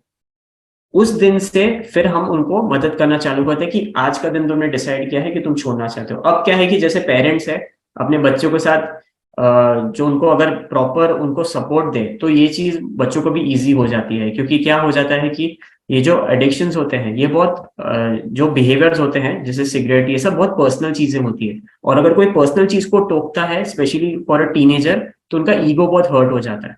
तो ये ईगो हर्ट होने के कारण वो छोड़ते नहीं है, बट उनको ये नहीं समझता कि इसका परिणाम बहुत ज्यादा अलग हो जाता है। तो ईगो ना हर्ट हो उस हिसाब से उनको एक सपोर्ट देना पड़ता है। जैसे कि एक क्विट डेट डिसाइड कर ली है तो हम दूसरी चीज है कि जैसे कि बॉडी को बहुत आदत हो गई है निकोटीन की, तो हम निकोटीन को रिप्लेस कर सकते हैं। काफी सारे च्युइंगम्स आते हैं निकोटीन वाले जो मेडिकेटेड होते हैं, उसकी मदद से हम कर सकते हैं। निकोटीन के पैच रहते हैं जो हम स्किन पे लगा सकते हैं, उसके दौरान मदद कर सकते हैं, तो कि ताकि निकोटीन का लेवल शरीर में बना रहे, तो हमें ना क्रेविंग आएगी ना वो एंग्जाइटी वगैरह बढ़ने लग जाएगी। और देखा जाए तो जब साइकाट्रिस्ट को कंसल्ट किया जाता है काफी सारी दवाइयां होती है जिसके हेल्प से वो क्रेविंग कम हो सकती है और निकोटीन के कारण जो नुकसान है वो कम किया जा सकता है। तो वेपिंग को हम एज अ सिगरेट और टोबैको यूज की तरह ही हम ट्रीट करते हैं, चाहे वो बच्चों में हो या फिर एल्डर्स में हो। हाँ, बिहेवियर थेरेपी लगता है इस चीज के लिए, बट वही है कि बच्चों में इंसाइट होना बहुत ज्यादा जरूरी है, उनको अवेयरनेस होना बहुत ज्यादा जरूरी है कि हाँ मुझे ये चीज से दूर जाना है, और एक फैमिली सपोर्ट बहुत इंपॉर्टेंट होता है इसमें। कमिंग टू गेमिंग, अब गेमिंग बहुत अलग चीज है, तो गेमिंग सिर्फ बिहेवियर पे काम करता है। तो पहले ये समझना जरूरी है कि गेमिंग हम जीरो नहीं कर सकते, क्योंकि हम बिहेवियर को एक रात में चेंज नहीं कर सकते। अगर वेपिंग देखा जाए तो उसको बंद कर हम सब्स्टिट्यूट कर सकते हैं, पर बिहेवियर में बहुत डिफिकल्ट आती है। तो पेरेंट्स को ये समझना जरूरी है कि हम कोई चीज 100 से जीरो नहीं ला सकते, हमें थोड़ा थोड़ा करके ही नीचे लाना पड़ेगा। दूसरा है कि जो टीनेजर्स रहते हैं ये कोई भी चीज के कॉन्सिक्वेंसेस से डरते नहीं है, उन्हें वो थ्रिल चाहिए। तो उनके लिए ये चीज इतनी सीरियस नहीं होती कि मेरे को गेमिंग बंद करना बहुत जरूरी है, मेरा बिहेवियर इफेक्ट हो रहा है, आगे जाकर स्ट्रेस से कोप अप नहीं कर पाऊंगा, मुझे मेंटल हेल्थ डिसऑर्डर्स हो सकते हैं। ये उनको इतना डर नहीं रहता, चाहे अवेयरनेस है बट इतना डर नहीं रहता। तो पेरेंट्स को भी उनके साथ इस तरीके से ही बर्ताव करना चाहिए कि चाहे तुमको डर नहीं है बट कुछ कुछ चीजें जो तुम्हें डिसिप्लिन में लाने की जरूरत है, ठीक है? और क्या होता है कि जो गेमिंग के बच्चे होते हैं वो बहुत डिनायल में रहते हैं, वो नहीं मानते कोई तकलीफ है, उनको समझाना व्यर्थ हो जाता है, बट उनका बिहेवियर मॉडिफिकेशन जो हम 10-10% कर सकते हैं वो बेटर हो जाता है, उसमें थोड़ा बहुत हेल्पफुल हो जाता है। तो पेरेंट्स जो दो चीजें हैं जो फर्स्ट लेवल पे कर सकते हैं, पहला है कि ट्रैकिंग। आपको नोट करना जरूरी है कि कितने घंटे जा रहे हैं गेमिंग के अंदर। बस वो एक नोट करने पे ही एक बच्चों को समझ जाता है कि चलो दिन का 10 घंटा मेरा गेमिंग में जा रहा है, दिन का 8 घंटा मेरा गेमिंग में जा रहा है। इतना इंफॉर्मेशन रखना ही बहुत बड़ी चीज होती है, क्योंकि चाहे बच्चे इमेच्योर हो या फिर गेमिंग के अंदर घुसे हो, अगर कोई तुम्हें बोले कि 24 घंटे में तुम 8 से 10 घंटा अगर गेमिंग कर रहे हो, तो किसी को भी समझता है कि नहीं, हाँ मुझे शायद थोड़ा कम करना चाहिए। तो ये एक स्टेप जो घर पे ही हो जाए उससे काफी इफेक्ट होने लग जाता है। दूसरा स्टेप है जो घर पे पेरेंट्स कर सकते हैं, इज टोकन इकोनॉमी। मतलब अगर बच्चा अच्छा बिहेवियर दिखा रहा है तो उसे उसकी पसंद की चीज दे सकते हैं, या फिर अगर उसने 1 घंटा कम किया आज तो आप उसको 10 पॉइंट दे सकते हैं, और उसको बोल सकते हैं कि तुमने अगर ऐसा रोज किया तो 10-10-10 पॉइंट करके 50 पॉइंट हो जाएंगे, तो तुम्हें तुम्हारी पसंद की चीज मिल सकती है। ये बहुत घर की बेसिक चीजें होती है जो बच्चे के बिहेवियर बहुत इजीली मॉडिफाई कर सकती है। ये फर्स्ट स्टेप है, ये पूरा ट्रीटमेंट नहीं है, ये फर्स्ट स्टेप है जो हम अपने घर पे कर सकते हैं। पर ये अगर कंडक्ट करने में डिफिकल्टी आ रही है तो बिहेवियर एडिक्शन के लिए सबसे बेस्ट होती है एक्सपर्ट के पास आना, क्योंकि उसका पूरा एनालिसिस करके हम उसको फिर बेस्ट तरीके से समझा सकते हैं कि ये चीज से कैसे बाहर आए। तो बिहेवियर एडिक्शन के लिए तो पूरा मतलब अगर घर पे नहीं मैनेज हो रहा तो एक्सपर्ट के पास जाना बहुत बेटर होता है। तो ये जो दो चीजें हैं, इसकी बहुत मैंने बेसिक चीजें बताई है ट्रीटमेंट के लिए, बट एटलीस्ट एक बेसिक लेवल पे ये इतनी जानकारी होना जरूरी है। इसको इन डेप्थ भी जा सकते हैं, बट वो मतलब कि वो ज्यादा असेसमेंट लगता है उस चीज के लिए। एक आखिरी क्वेश्चन मैं आपको पूछना चाहूंगा कि स्कूल इम्पोर्टेंट पार्ट है, मतलब ज्यादातर जितना देर बच्चा घर में रहता है तो उतना ही वो स्कूल में रहता है। तो स्कूल इस चीज के लिए क्या कर सकता है कि बच्चों में ये एडिक्शन ना हो, अगर हुआ हो तो उसको मदद करे? तो स्कूल का रोल इसमें क्या है? तो जैसे कि ये स्कूल बहुत इंपॉर्टेंट रोल प्ले करता है ये चीज में, क्योंकि स्कूल में जो भी इंफॉर्मेशन दी जाती है बच्चों के लिए वो ही एक बहुत क्या बोलते हैं, एक वेरीफाइड माध्यम होता है जिसमें उनको राइट इन्फॉर्मेशन मिले। क्योंकि कोई भी घर पे जाके गूगल करके कुछ भी इन्फॉर्मेशन निकाल सकता है, बट जो स्कूल में शेयर किया जाता है वो बहुत सीरियसली लिया जाता है और बहुत करेक्ट इन्फॉर्मेशन होती है। मैंने इसी टॉपिक्स के ऊपर कई स्कूलों में बात की है, जबकि उल्टा मुझे इन्वाइट किया गया है कि यही टॉपिक पे आप बच्चों से बात करो। तो मेरा प्रश्न उनसे यही था कि आपको क्यों बच्चों को ये जानकारी देनी कि ई सिगरेट्स, वेपिंग, गेमिंग एडिक्शन की जानकारी क्यों देनी है। तो उन्होंने बताया कि स्कूल्स में आजकल ऐसा होने लग गया है कि लोग ये सब करने लग गए हैं। हमें लगता है कि बच्चे छोटे हैं उनको पता नहीं होगा, बट ये सब चीजें चालू हो गई है, बट इसका राइट डेटा नहीं है और ना ही किसी को ये चीज को एड्रेस करना है, ना ही स्कूल एड्रेस करना चाहता है, ना ही बच्चे लाइक घर वाले भी करने चाहते हैं, क्योंकि एक सोशल स्टिग्मा होता है कि मेरा बच्चा ये सब कर रहा है। तो जब स्कूल ने मुझे इनवाइट किया तो उन्होंने यही बताया कि आप इनको राइट इन्फॉर्मेशन दो, इनको पता होना चाहिए कि कौन सी चीज क्या होनी चाहिए। तो अगर ये स्कूल अडेप्ट करे कि चाहे बच्चों को कुछ इन्फॉर्मेशन से दूर रखना चाहिए, कुछ एज अप्रोप्रिएट इन्फॉर्मेशन नहीं होना चाहिए, ये सोच को भी बदलना जरूरी है, क्योंकि इन्फॉर्मेशन तो वैसे ही अवेलेबल है हर जगह। बच्चे घर जाके कुछ भी इन्फॉर्मेशन ले सकते हैं, हमें नहीं पता, बट एटलीस्ट वो अगर स्कूल में है तो वो सही इन्फॉर्मेशन ले सकते हैं। इसलिए बच्चों को प्राइम करना बहुत जरूरी है कि देखो तुम आगे जाके करो ना करो, एटलीस्ट तुम्हें सही इन्फॉर्मेशन तुम्हारे पास होनी चाहिए। तुम्हारा संगत से कुछ मिस इन्फॉर्मेशन से तुम्हें कुछ गलत नहीं करना चाहिए। That's why school plays a very important role. मैं पर्सनली काफी स्कूल्स को अप्रोच किया हूँ, टॉक्स भी किए हैं मैंने इसी टॉपिक के ऊपर, और आप मानोगे नहीं, बच्चों के पास मेरे से ज्यादा इन्फॉर्मेशन थी। यंग लड़के लड़कियां मुझसे आके पूछ रहे कि निकोटिन रिप्लेसमेंट थेरेपी में हम निकोटिन क्यों देते हैं, वो तो वैसे ही बुरी चीज होती है, तो आप दवाई में कैसे दे रहे हो। 7th स्टैंडर्ड की लड़कियां ये मुझे पूछ रही है। तब मुझे समझा कि इन्फॉर्मेशन तो भर भर के पड़ी है, तो इनको जब तक राइट इन्फॉर्मेशन नहीं देंगे ये मिसलीड हो जाएंगे और गलत डायरेक्शन में चले जाएंगे। हम अब वो जमाना गया कि हमें कुछ चीजें पता ही नहीं होती, अब टेक्नोलॉजी है, सब चीजें पता है, सही इंफॉर्मेशन नहीं पता है, वो देना एक्सपर्ट की जिम्मेदारी होती है। स्कूल्स आर रिस्पॉन्सिबल, क्योंकि स्कूल में ही ये चीजों का एक्सपोजर बढ़ने लग जाता है। तो अगर स्कूल ही एस्टैब्लिश कर दे कि तुम सही इंफॉर्मेशन, जैसे सेक्स एजुकेशन होता है वो दिलाते हैं, वैसे ही एडिक्शन के ऊपर अगर एजुकेशन देने लग गए तो उनका राइट इन्फॉर्मेशन से वो गलत पाथवे में नहीं जा पाएंगे। That's why school plays a very important role. Definitely, और मुझे लगता है आज का सेशन इसलिए इम्पोर्टेंट है ताकि पेरेंट्स को ये पता चले और पेरेंट्स उनके दोस्त बन पाए। नहीं तो स्टूडेंट्स के जो दोस्त है या फिर सबसे बड़ा यार है आजकल गूगल है, चाहे जो भी इंफॉर्मेशन हो गूगल पे वो ढूंढते हैं और मोस्टली वहां पे उनको गलत इंफॉर्मेशन मिल सकती है। तो पेरेंट्स अगर ये जानेंगे, ये जो बातें हमने आज की वो जानेंगे, उसके बारे में और थोड़ा सा अच्छा जानकारी प्राप्त करेंगे, तो डेफिनेटली उसका उनके लिए और उनके बच्चों के लिए उसका फायदा डेफिनेटली होगा। मैं यहाँ पे आपको धन्यवाद देना चाहूंगा। ये पहला राउंड था, इसके बाद में हम ऑडियंस राउंड चालू करेंगे। उससे पहले आज का हमारा जो क्विज है, वो क्विज का फर्स्ट क्वेश्चन मैं ऑडियंस से पूछना चाहूंगा। आपके मोबाइल से लेके तैयार रहिए, व्हाट्सएप ओपन कीजिए। और आज का जो पहला क्वेश्चन है वो है, आज हमने सिंपल क्वेश्चन है जो कोई भी दे सकता है, किन 3 नए एडिक्शन के बारे में हमने बात की, या फिर न्यू एज एडिक्शन, जो 3 जो हमने बात की, तो उसके बारे में आपको बस बताना है और नाम बताने, सिर्फ डिटेल में भी जरूरत नहीं, सिर्फ उसके नाम बताने हैं। व्हाट्सएप पे रिप्लाई करना जरूरी है। इससे आगे हम बढ़ेंगे, हमारे दूसरा जो पार्ट है उसकी तरफ हम बढ़ना चाहेंगे।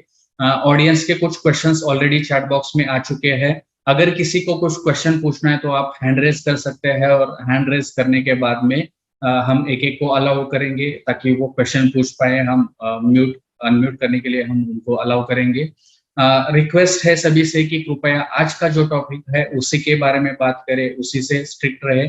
बाकी जो इंफॉर्मेशन है, बाकी टॉपिक पे हमने ऑलरेडी बात कर चुके हैं। बाकी जो नए अलग टॉपिक होंगे उस पे कुछ सेशंस हम लेने वाले हैं। आज का जो टॉपिक है उसी से रिलेटेड आप क्वेश्चन पूछिए। अगर किसी को भी क्वेश्चन पूछना हो कृपया आप हैंड रेज कर सकते हैं।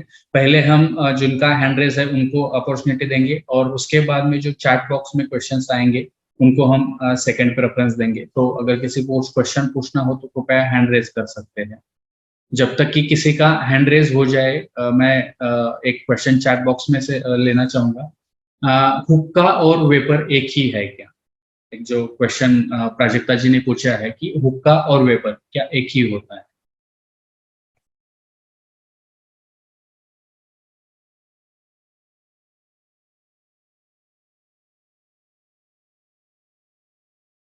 आपकी आवाज नहीं आ रही सर। आप हेलो।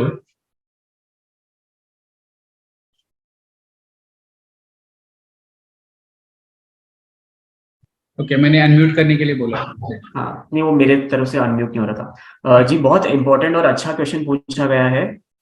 हुक्का और वेपिंग सेम है कि नहीं, ये पूछा है, राइट? तो बेसिकली जैसे कि मैंने बताया, जो वेपिंग है वो एक टेक्नोलॉजी के साथ आया है, और जो हुक्का है वो बहुत जमाने से चल रहा है, तो उसमें वो टेक्नोलॉजी नहीं है। बट अगर आप सिस्टम देखा जाए तो बहुत सिमिलर है।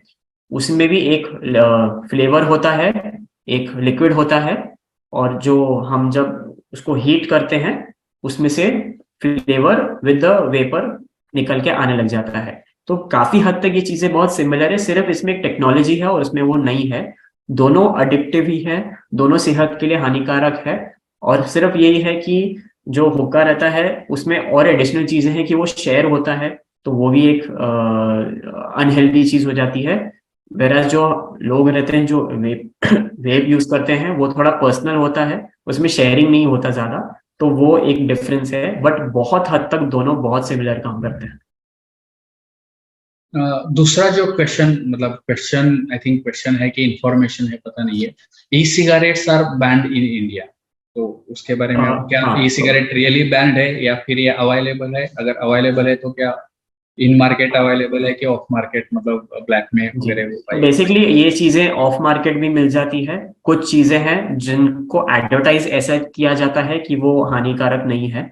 तो बेसिकली ई सिगरेट्स और वेप पेन और एक बोलते हैं कि टैंक, इसको एक टैंक का भी नाम दिया जाता है। ये चीजें एडवर्टाइज की जाती है फ्रूट फ्लेवर्ड स्मोक के लिए, बट एक्चुअल में उसमें निकोटीन होता है, बट ये एडवर्टाइज करने के लिए ताकि तुम कस्टम से बचो या फिर कुछ लीगल कॉम्प्लिकेशन से बचो, ऐसे एडवर्टाइज करके मिल जाती है। हाँ, बट रेडीली मार्केट में अवेलेबल नहीं है, बट ग्रे मार्केट में इजीली मिल जाती है लोगों को। किसी को कुछ क्वेश्चन पूछना हो तो कृपया हैंड रेज कर सकते हैं और क्वेश्चन पूछ सकते हैं। मैंने चैट भी आपको चैट करने के लिए आपको परमिशन दिया है। अगर किसी को इनडायरेक्टली क्वेश्चन पूछना हो, चैट बॉक्स में क्वेश्चन पूछना हो, तो आप चैट बॉक्स में भी क्वेश्चन पूछ सकते हैं। यहाँ पे देवेंद्र का जी का हैंड रेज है। सर, मैं आपको चाहूंगा कि आप खुद को अनम्यूट कीजिए। मैंने आपको परमिशन दिया हुआ है, तो कृपया अनम्यूट कीजिए और क्वेश्चन पूछिए। Sir good evening sir. अच्छा लगा आपका ये, बट एक चीज बोलना चाहूंगा sir, since you are pioneering this kind of programmes और काफी जगह आपका एक्सपोजर भी रहता है, तो can we take some legal और policy and governance related preventive measures, because as I think it will be far far better than the treatment one. मैं थोड़ा सा बाकी लोगों के लिए एक क्वेश्चन रिपीट करूंगा हिंदी में। उनका कहना है, उनका क्वेश्चन है कि क्या ये प्रोग्राम करते करते हम कुछ ऐसे लीगल पॉलिसी के लिए या फिर लीगली उसको बैन करें, इसके लिए कुछ कर सकते हैं क्या? बहुत बार एडिक्शन के बारे में जब भी हम प्रोग्राम करते हैं तो ये क्वेश्चन कॉमनली पूछा जाता है कि इसको बैन क्यों नहीं किया जाता है। अगर ये पता है कि लोगों के लिए हार्मफुल है तो ये बैन क्यों नहीं कर देते, उस पर लीगल कुछ एक्शन क्यों नहीं लिए जाते? सर, आपका आंसर। तो जैसे कि हमारा जो गवर्नमेंट है या फिर हमारा जो भी स्ट्रक्चर रहा है, इसके अंदर दो कैटेगरीज आती है ड्रग्स को लेकर। एक को बोलते हैं लिसिट ड्रग्स और एक होता है इलिसिट ड्रग्स। तो जो लिसिट ड्रग्स आते हैं उसके अंदर अल्कोहल और टोबैको आता है, और जो इलिसिट ड्रग्स होते हैं उसके अंदर कैनबिस, ओपिएट, गांजा, गरद और जो LSD, ये सब बड़े बड़े जो ड्रग्स होते हैं वो आते हैं। तो जो इलिसिट ड्रग्स होते हैं वो गवर्नमेंट ने बैन करके रखे हैं, ये सिर्फ इलीगल तरीके से ही मिलते हैं। जो लिसिट ड्रग्स आते हैं वो आते हैं अल्कोहल और निकोटीन। अब सबको पता है कि ये चीज हानिकारक होती है, बट ये जो कैटेगरी होती है ना, ये पर्सनल चॉइस के अंदर आती है कि it is your personal choice to have alcohol, personal choice to have nicotine. इसलिए उस पर सिर्फ पाबंदी लग सकती है, उसको बैन नहीं किया जा सकता, ये गवर्नमेंट के रूल्स हैं। तो इस के कारण ये जो लूप होल है उसके कारण जो अल्कोहल, सिगरेट्स, हुक्का और वेपिंग, ये सब पदार्थ पे इतना ज्यादा लॉज वगैरह नहीं है, तो उसकी अवेलेबिलिटी में भी रुकावट ज्यादा नहीं होती। कुछ ड्राई एरियाज होते हैं, कुछ एरिया जैसे कि कॉलेजेस के आजू बाजू एरिया में अवेलेबल नहीं है, सिर्फ ये रोक टोक लग सकता है, पैकेट के ऊपर ये हानिकारक है ये लिख सकते हैं, बट गवर्नमेंट की तरफ से वो चीज बैन नहीं होती। तो हमारा रोल क्या बनता है कि अवेयरनेस पैदा करो कि लोगों को पता हो कि ये चीज क्या है बस। यहाँ पे प्राजक्ता जी क्वेश्चन पूछना चाहते हैं। प्राजक्ता जी, रिक्वेस्ट करूंगा कि कृपया खुद को अनम्यूट कीजिए और क्वेश्चन पूछिए। Good evening sir. बहुत ही इम्पोर्टेंट इंफॉर्मेशन आप दे रहे हैं। अब मुझे पूछना ये था कि गेमिंग एडिक्शन जो है तो उससे सिर्फ बिहेवियर थेरेपी, बिहेवियर मॉडिफिकेशन से क्योर किया जाता है या उसके लिए कुछ मेडिसिन भी जरूरी होते हैं कभी कभी? जी, thank you for this question. जैसे कि मैंने बताया, जो गेमिंग डिसऑर्डर है, एडिक्शन है, ये अपने बिहेवियर को इफेक्ट करता है। बिहेवियर को जब इफेक्ट किया जाता है उसके कारण बहुत सारी कॉम्प्लिकेशंस आने लग जाते हैं, जैसे कि एंग्जाइटी बढ़ जाती है अगर गेमिंग करने को ना मिले, या फिर गेमिंग में बहुत फेलियर आए तो उसके कारण डिप्रेशन पैदा होने लग जाता है। हमारे मूड चेंजेस बहुत दिखने लग जाते हैं, कभी गुस्सा आया तो बहुत आया, उदासी हुई तो बहुत हुई, मूड के एक्सट्रीम्स जाने लग जाता है। तो गेमिंग एडिक्शन के कारण जो बिहेवियर चेंजेस आने लग जाते हैं उसे हम मेडिसिन, दवाई से ठीक कर सकते हैं, बट जो कोर है, जो हमारा बिहेवियर चेंज हुआ है, जो हमने नया पैटर्न सीखा है, उसके लिए थेरेपी एक बहुत बड़ा रोल प्ले करता है। दवाइयां भी होती है, बट हमारी कोशिश होती है कि वो एज पे हम कोशिश करें कि अगर बिहेवियर मॉडिफिकेशन कर रहा है तो वो हम थेरेपी से करें। उसके जो कॉम्प्लिकेशंस हो रहे हैं, जो शारीरिक रूप से दिखने लग गए हैं, उसे हम दवाइयों से ठीक करें। मैं थोड़ा सा यहाँ पे ऐड करना चाहूंगा कि बहुत बार गेमिंग एडिक्शन इटसेल्फ डिसऑर्डर होने के बजाय वो एक सिम्टम हो सकता है डिप्रेशन का। मतलब बहुत बार बच्चे डिप्रेस होते हैं या फिर वो मायूस होते हैं, उदास होते हैं, बोर होते हैं, या फिर बोर नहीं बोलूंगा मैं, डिप्रेस होते हैं। तो बहुत बार उनको घर में कुछ प्रॉब्लम होता है, स्कूल में कुछ दिक्कतें आती है, तो उसकी वजह से वो डिप्रेशन में जाते हैं और उसको कोप अप करने के लिए वो गेमिंग का या फिर कोई भी और जो एडिक्शंस है तो उसका मतलब जैसे एक्सेसिव यूज ऑफ मोबाइल हो, मोबाइल एडिक्शन हो, सोशल मीडिया एडिक्शन हो या फिर ये गेमिंग एडिक्शन हो, तो उसका इस्तेमाल उसके लिए, उसको पॉप अप करने के लिए यूज किया जा सकता है। तो इसमें बहुत बार ऐसे होता है कि इन चीजों का डायग्नोसिस होना और उसके हिसाब से ट्रीटमेंट होना इटसेल्फ क्योर हो सकता है ये गेमिंग एडिक्शन के लिए। तो बहुत बार अगर ऐसे हो, अगर वो सिम्टम है तो उसके लिए डेफिनेटली बेसिक जो इलनेस है उसको डायग्नोस करना और उसका ट्रीटमेंट करना जरूरी बन जाता है, इम्पोर्टेंट बन जाता है। यहाँ पे प्राजक्ता जी आपका हैंड रेज है, अगर आप कुछ क्वेश्चन और पूछना चाहते हैं तो पूछ सकते हैं, नहीं तो अगर आपको क्वेश्चन का आंसर मिल चुका है तो आप हैंड मतलब डाउन कर सकते हैं। यहाँ पे रेखा जी ने एक क्वेश्चन पूछा है, are parents more responsible for gadget addiction in toddlers, should they be guided on this and how? Parents ने क्या पेरेंट ही रिस्पॉन्सिबल है इन चीजों का एडिक्शन होने के लिए या फिर गैजेट या फिर गेमिंग का एडिक्शन के लिए? और अगर ऐसे है तो पेरेंट्स ने क्या ध्यान रखना चाहिए और वो क्या बातें पेरेंट्स ने ध्यान में रखना चाहिए ताकि बच्चों को ये एडिक्शन ना हो? जी। तो आजकल के जो कपल्स हैं, जो पेरेंट्स हैं, उनमें देखा जाएगा कि टेक्नोलॉजी तो जैसे कि अवेलेबल है, तो बच्चों को भी वो एक्सपोजर बहुत इजीली मिल जाता है। कभी कभार ऐसा होता है कि बच्चे बहुत रेस्टलेस होते हैं, बट अगर एक फोन हाथ में पकड़ा दो, एक वीडियो लगा दो, कुछ दे मतलब एक आईपैड दे दो हाथ में, तो वो शांत हो जाते हैं। तो ये चीज पेरेंट्स कभी कभार अपने लिए भी यूज कर लेते हैं कि चलो बच्चा शांत है एटलीस्ट, तो तब तक अपना काम कर लो। ये एक, जैसे कि हम बोलते हैं ना, modern problem, modern times modern problems, ये एक वैसा बन गया है। बट रिसर्च वाइज अगर मैं आपको बताऊं तो जितना ज्यादा स्क्रीन एक्सपोजर होता है बच्चों में, अर्ली स्क्रीन एक्सपोजर, उसके कॉम्प्लिकेशंस तो होते हैं। बच्चों को लर्निंग डिफिकल्टीज वगैरह भी पाई गई है अगर ज्यादा स्क्रीन एक्सपोजर हुआ तो। बट जैसे कि पेरेंटिंग के जो स्किल्स होते हैं, कि अगर आप स्क्रीन दे रहे हो बच्चों को या फिर एक्सेसिबल करा रहे हो, तो वो जो डिसिप्लिन चाहिए बच्चों में, वो लाना भी पेरेंट्स की रिस्पॉन्सिबिलिटी हो जाती है।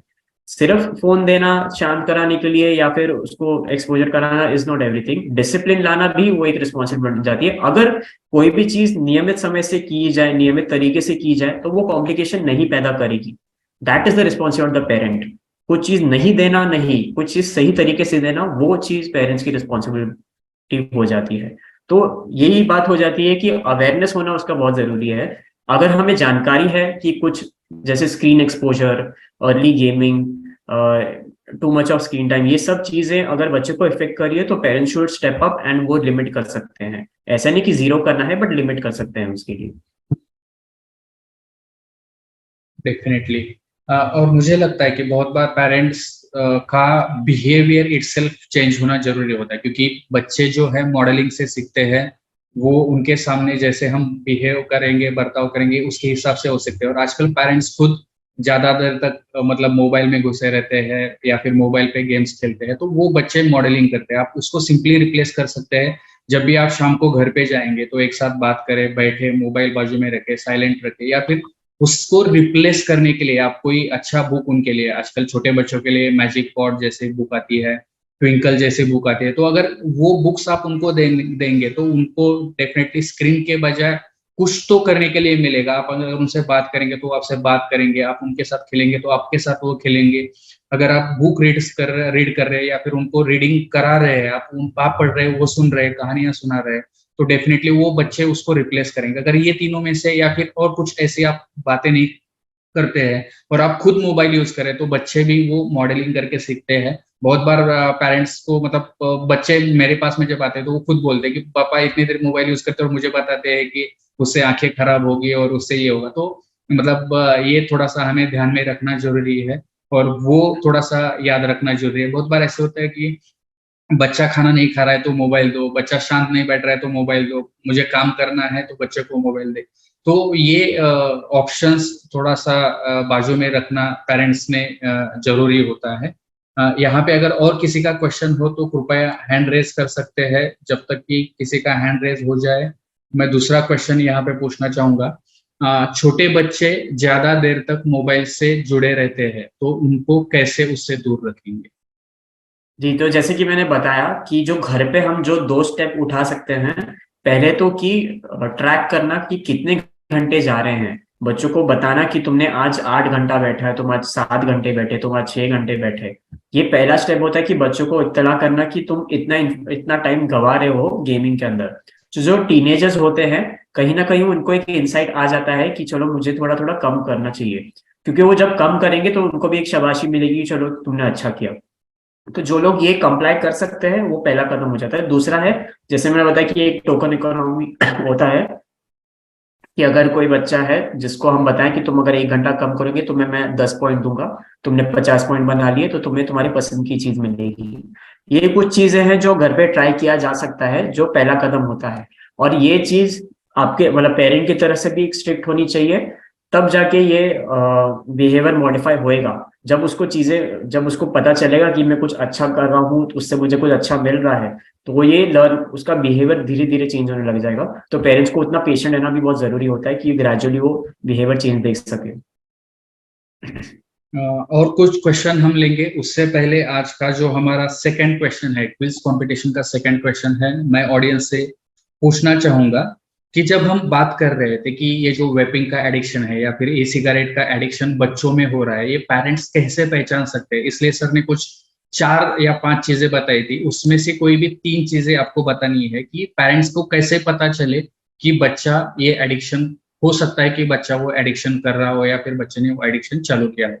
ऐसे कोई भी 3 चीजें आपको बतानी है 5 में से कि जिससे पेरेंट्स को पता चले। इसी के साथ में हम एक जो क्वेश्चन चैट बॉक्स में आया है उसको हम लेंगे। घरकुल स्कूल ने ये क्वेश्चन पूछा है, रिलैप्स एडिक्शन होता है उसके बारे में इंफॉर्मेशन प्लीज दीजिए। मुझे लगता है एडिक्शन का रिलैप्स, इसके बारे में शायद वो पूछ रहे हैं। मैम आप अगर आप अगर हमने सही पहचाना है कि आप एडिक्शन का रिलैप्स जो होता है वो क्यों होता है, कैसे होता है, उसके लिए क्या करें, अगर आप ये पूछ रहे हैं तो इट्स ओके, हम उसके बारे में रिप्लाई करेंगे। अगर आप कुछ और पूछना चाहते हैं या फिर आप अलग कुछ पूछ रहे हैं तो कृपया आप खुद को अनम्यूट कीजिए, आपका हैंड रेज कीजिए ताकि मैं आपको अनम्यूट कर सकूं। बहुत बार ऐसे मैंने किया है, बिहेवियर मॉडिफिकेशन करके उनको मैंने सही तरीके से लिया था, मगर वो बिहेवियर मॉडिफिकेशन थोड़े दिन रह गया, फिर वापस उसका वो रिलैप्स हो गया और वापस वो एडिक्शन में चला गया। तो ये चीज उनके लिए हमको क्या करना चाहिए, फॉलो ऑफ, क्योंकि हमारी तरफ से फॉलो ऑफ ऐसे नहीं होता है। तो उस समय हमें क्या करना चाहिए? जो बिहेवियर, हम जब बिहेवियर आते हैं उसमें ये चीज बहुत कॉमन है कि रिलैप्स बहुत इजीली हो जाता है, क्योंकि ऐसा नहीं कि कोई चीज जाके हमको लेना है, हमें बस हमने वो कर दिया और हमारा रिलैप्स हो गया। तो पहले तो ये चीज उनको समझाना जरूरी है और हमें भी समझना जरूरी है कि जब एडिक्शन बहुत डीपली सेटल हो जाता है ना, वो एक बीमारी अलग बन जाती है। तो कोई भी कोई जो रिलैप्स हो रहा है वो अपने मन से तो नहीं करेगा, वो उनकी बॉडी उनसे करवा रही है।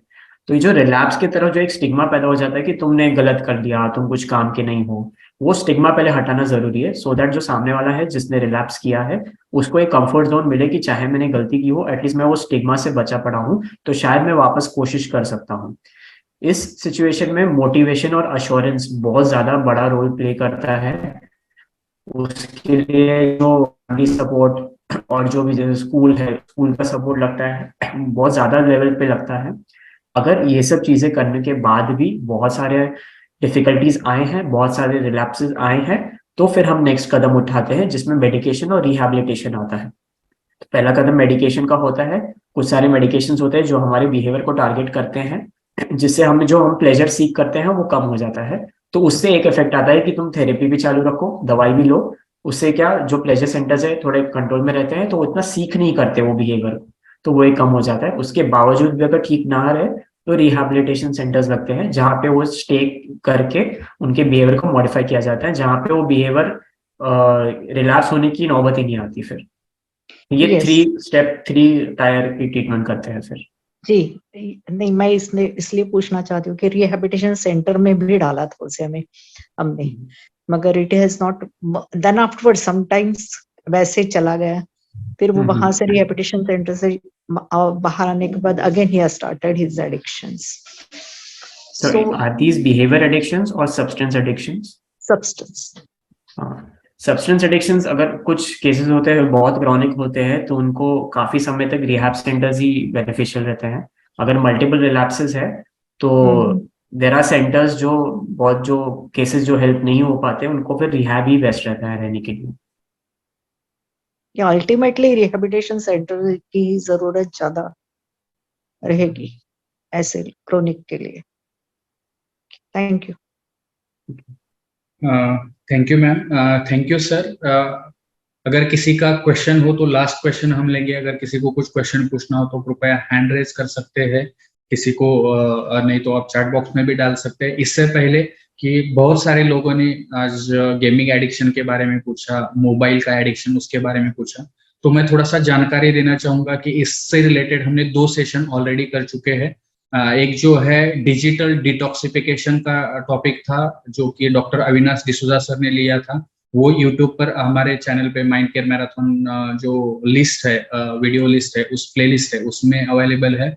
और दूसरा जो था मोबाइल एडिक्शन क्या करे क्या ना करे, जो डॉक्टर भूषण शुक्ला ने लिया था, भूषण शुक्ला सर ने लिया था, तो वो भी आपको यूट्यूब पर अवेलेबल है।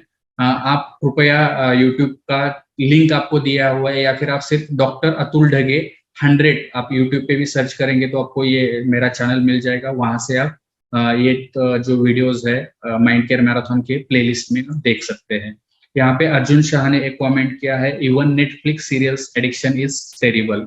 मुझे लगता है ये भी थोड़ा सा बात करना जरूरी है। ये न्यूअर एडिक्शन जो है कि नेटफ्लिक्स या फिर कोई भी जो ये क्या बोलेंगे डिजिटल प्लेटफॉर्म्स है, तो वो प्लेटफॉर्म का एडिक्शन भी आजकल बढ़ते जा रहा है। नेटफ्लिक्स हो, अमेजोन प्राइम वीडियो हो या फिर Zee5 हो, जो भी हो, तो उसका एडिक्शन भी आजकल बढ़ते बढ़ते हुए दिख रहे हैं। तो उसके बारे में थोड़ा सा शॉर्ट में बताइए। तो ये जो हम वीडियो स्ट्रीमिंग, रील्स और क्या बोलते हैं नेटफ्लिक्स, ये सब चीजें जो आई है मार्केट में, तो अगेन ये भी हमारे बिहेवियर को ही मॉडिफाई करती है। और अगर आप देखे जाए तो ये जो एप्स होते हैं ये इस तरीके से बने हैं कि आप उसमें ही लगे रहें ताकि उनका ऐप यूज करें, तो वो भी वही साइकिल को टारगेट कर रहे हैं जो आपका बिहेवियर पाथवे है, जो आपका एडिक्शन पाथवे है। अगर आप रील्स देखें तो 15-15 सेकंड में आपको रील्स देखने को मिलते हैं, स्वाइप किया तुरंत नया आ जाता है, तो अपनी बॉडी को एक बूस्ट मिलता है, डोपामिन बूस्ट मिलता है, कुछ देख के अच्छा लगा तो और देखा जाए। तो ये सब चीजें हैं आपके बिहेवियर को ही टारगेट कर रही है, ये बिहेवियर एडिक्शन ही बना रही है। दूसरी चीज हो जाती है कि it becomes again an escape from reality, क्योंकि हम जो रियल लाइफ की चीजें हैं उसको इग्नोर करके हम कंटिन्यूस अपना एक प्लेजर सीख कर रहे हैं, कुछ ना कुछ वीडियो देखकर। हमारे ब्रेन को चाहिए कि वो ज्यादा एक्टिविटी करे ना, तो अगर कुछ उसको सामने देखने को मिल रहा है तो वो कंटिन्यूस वो देखते जाएगा। ये अगर बहुत टाइम तक चले तो हमारा ब्रेन में जो कॉग्निशन होता है, जो हमारी थिंकिंग इंटेलेक्चुअल एबिलिटीज होती है, वो सब डल होने लग जाती है। और लॉन्ग टर्म में इस पे हमारे जो हमारा ब्रेन का डिजेनरेशन होता है विद एज, वो बहुत बढ़ने लग जाता है, जिसके कारण हमारा थिंकिंग कैपेसिटी बहुत इफेक्ट होती है। तो यस, ये बहुत इंपॉर्टेंट चीज है आज के जमाने में जो वीडियो स्ट्रीमिंग है। इसका भी एडिक्शन नहीं बोलूंगा, क्योंकि अगर हम चाहे तो उससे निकल सकते हैं, बट है कि जो आलस आ जाता है देखते देखते कि हम उसी पैटर्न में घुसे रहे, वो बहुत इजी हो जाता है। तो इसमें भी देखना जरूरी है कि जैसे सर ने बताया कि कभी कभार हम किसी चीज से एस्केप करने के लिए वहां जाते हैं, जैसे कि अगर हमें डिप्रेशन हो तो डिप्रेशन में हम आउटर वर्ल्ड से कनेक्ट नहीं करना चाहते, तो हम ये एक वीडियो स्ट्रीमिंग में अटक जाते हैं। एंग्जाइटी हो तो ये चीजें हमें काम डाउन कर सकती है, तो ये फैक्टर्स को भी कंसिडर करना बहुत जरूरी हो जाता है। बट ये आज के न्यू एज में नेटफ्लिक्स वगैरह और रील्स वगैरह बहुत ज्यादा एक एडिक्टिव हैबिट बन गई है। यहाँ पे एक क्वेश्चन और पूछा है कि निकोटिन रिप्लेसमेंट थेरेपी के बारे में वो ज्यादा जानना चाहते हैं कि वो एग्जैक्टली क्या होता है, उसके एडवांटेजेस क्या है और डिसएडवांटेजेस क्या जी, तो निकोटीन थेरेपी बेसिकली एक सब्स्टिट्यूट थेरेपी होती है। जैसे कि अगर कोई सिगरेट्स ले रहा है, ई सिगरेट्स ले रहा है, वेप कर रहा है या फिर टोबैको चबा रहा है, उसके कारण हमारे शरीर के अंदर एक निकोटीन आ जाता है। तो निकोटीन ऐसी चीज है कि अगर उसका लेवल बना रहे तो हमारे दिमाग को अच्छा लगता है, बॉडी को अच्छा लगता है। जैसे वो कम होता है तो एक रेस्टलेसनेस क्रिएट करता है, जिसके कारण हम वापस जाके हम तंबाकू या फिर सिगरेट लेने लग जाते हैं। वो फास्ट एक्टिंग होता है, जैसे कम होता है हमारी बॉडी को वापस चाहिए होता है। तो ये जो पैटर्न बन जाता है, इसे हम क्या करते हैं कि अगर किसी में मोटिवेशन कम है या फिर बॉडी की डिपेंडेंसी बहुत ज्यादा है, तो हम ये निकोटीन को रिप्लेस करके मेडिकेटेड निकोटीन देते हैं। तो जो निकोटीन रिप्लेसमेंट के लिए 2-3 चीजें होती है, जिसमें से एक होती है च्युइंगम। जो लोग माउथ से टोबैको चबाते हैं उनको आदत होती है, तो हम निकोटीन च्युइंगम्स होती है, जिसे हम जैसे हम तंबाकू लेते हैं वैसे ही एडवाइस करते हैं लेने के लिए। उनको भी वहां पे साइड में रखना पड़ता है, उसका जूस लेना पड़ता है। तो उससे क्या होता है, ये जो मेडिकेटेड निकोटीन होती है ये लेस हार्मफुल होती है बॉडी को। प्लस ये एक बॉडी में ब्लड लेवल का एक निकोटीन मेंटेन करती है। तो हम जो हार्मफुल निकोटीन है उसको दूर करके मेडिकेटेड निकोटीन दे अगर शरीर में, इसे हम अपने तरीके से कंट्रोल कर सकते हैं। अगर किसी को 3 च्युइंगम लग रहा है दिन में, तो हम ग्रेजुअली इसको 2 कर सकते हैं, फिर 1 कर सकते हैं, ताकि उनको आदत धीरे धीरे, मतलब जो हैबिट उन्होंने लर्न किया है वो अनलर्न करके वो सीख सके। तो ये एक निकोटीन रिप्लेसमेंट हेल्प करता है। दूसरा है, जिनको स्मोकिंग रहती है तो उनके लिए हम निकोटीन पैच रखते हैं, जो हेयरलेस स्किन में अटैच कर सकते हैं। तो पूरा दिन एक बॉडी के अंदर निकोटीन का लेवल मेंटेन होता है, और जिसके कारण हमें क्रेविंग नहीं होती। तो हम वो सीख नहीं करते, हम वो सिगरेट के पीछे नहीं जाएंगे, ई सिगरेट के पीछे नहीं जाएंगे, वेपिंग के पीछे नहीं जाएंगे।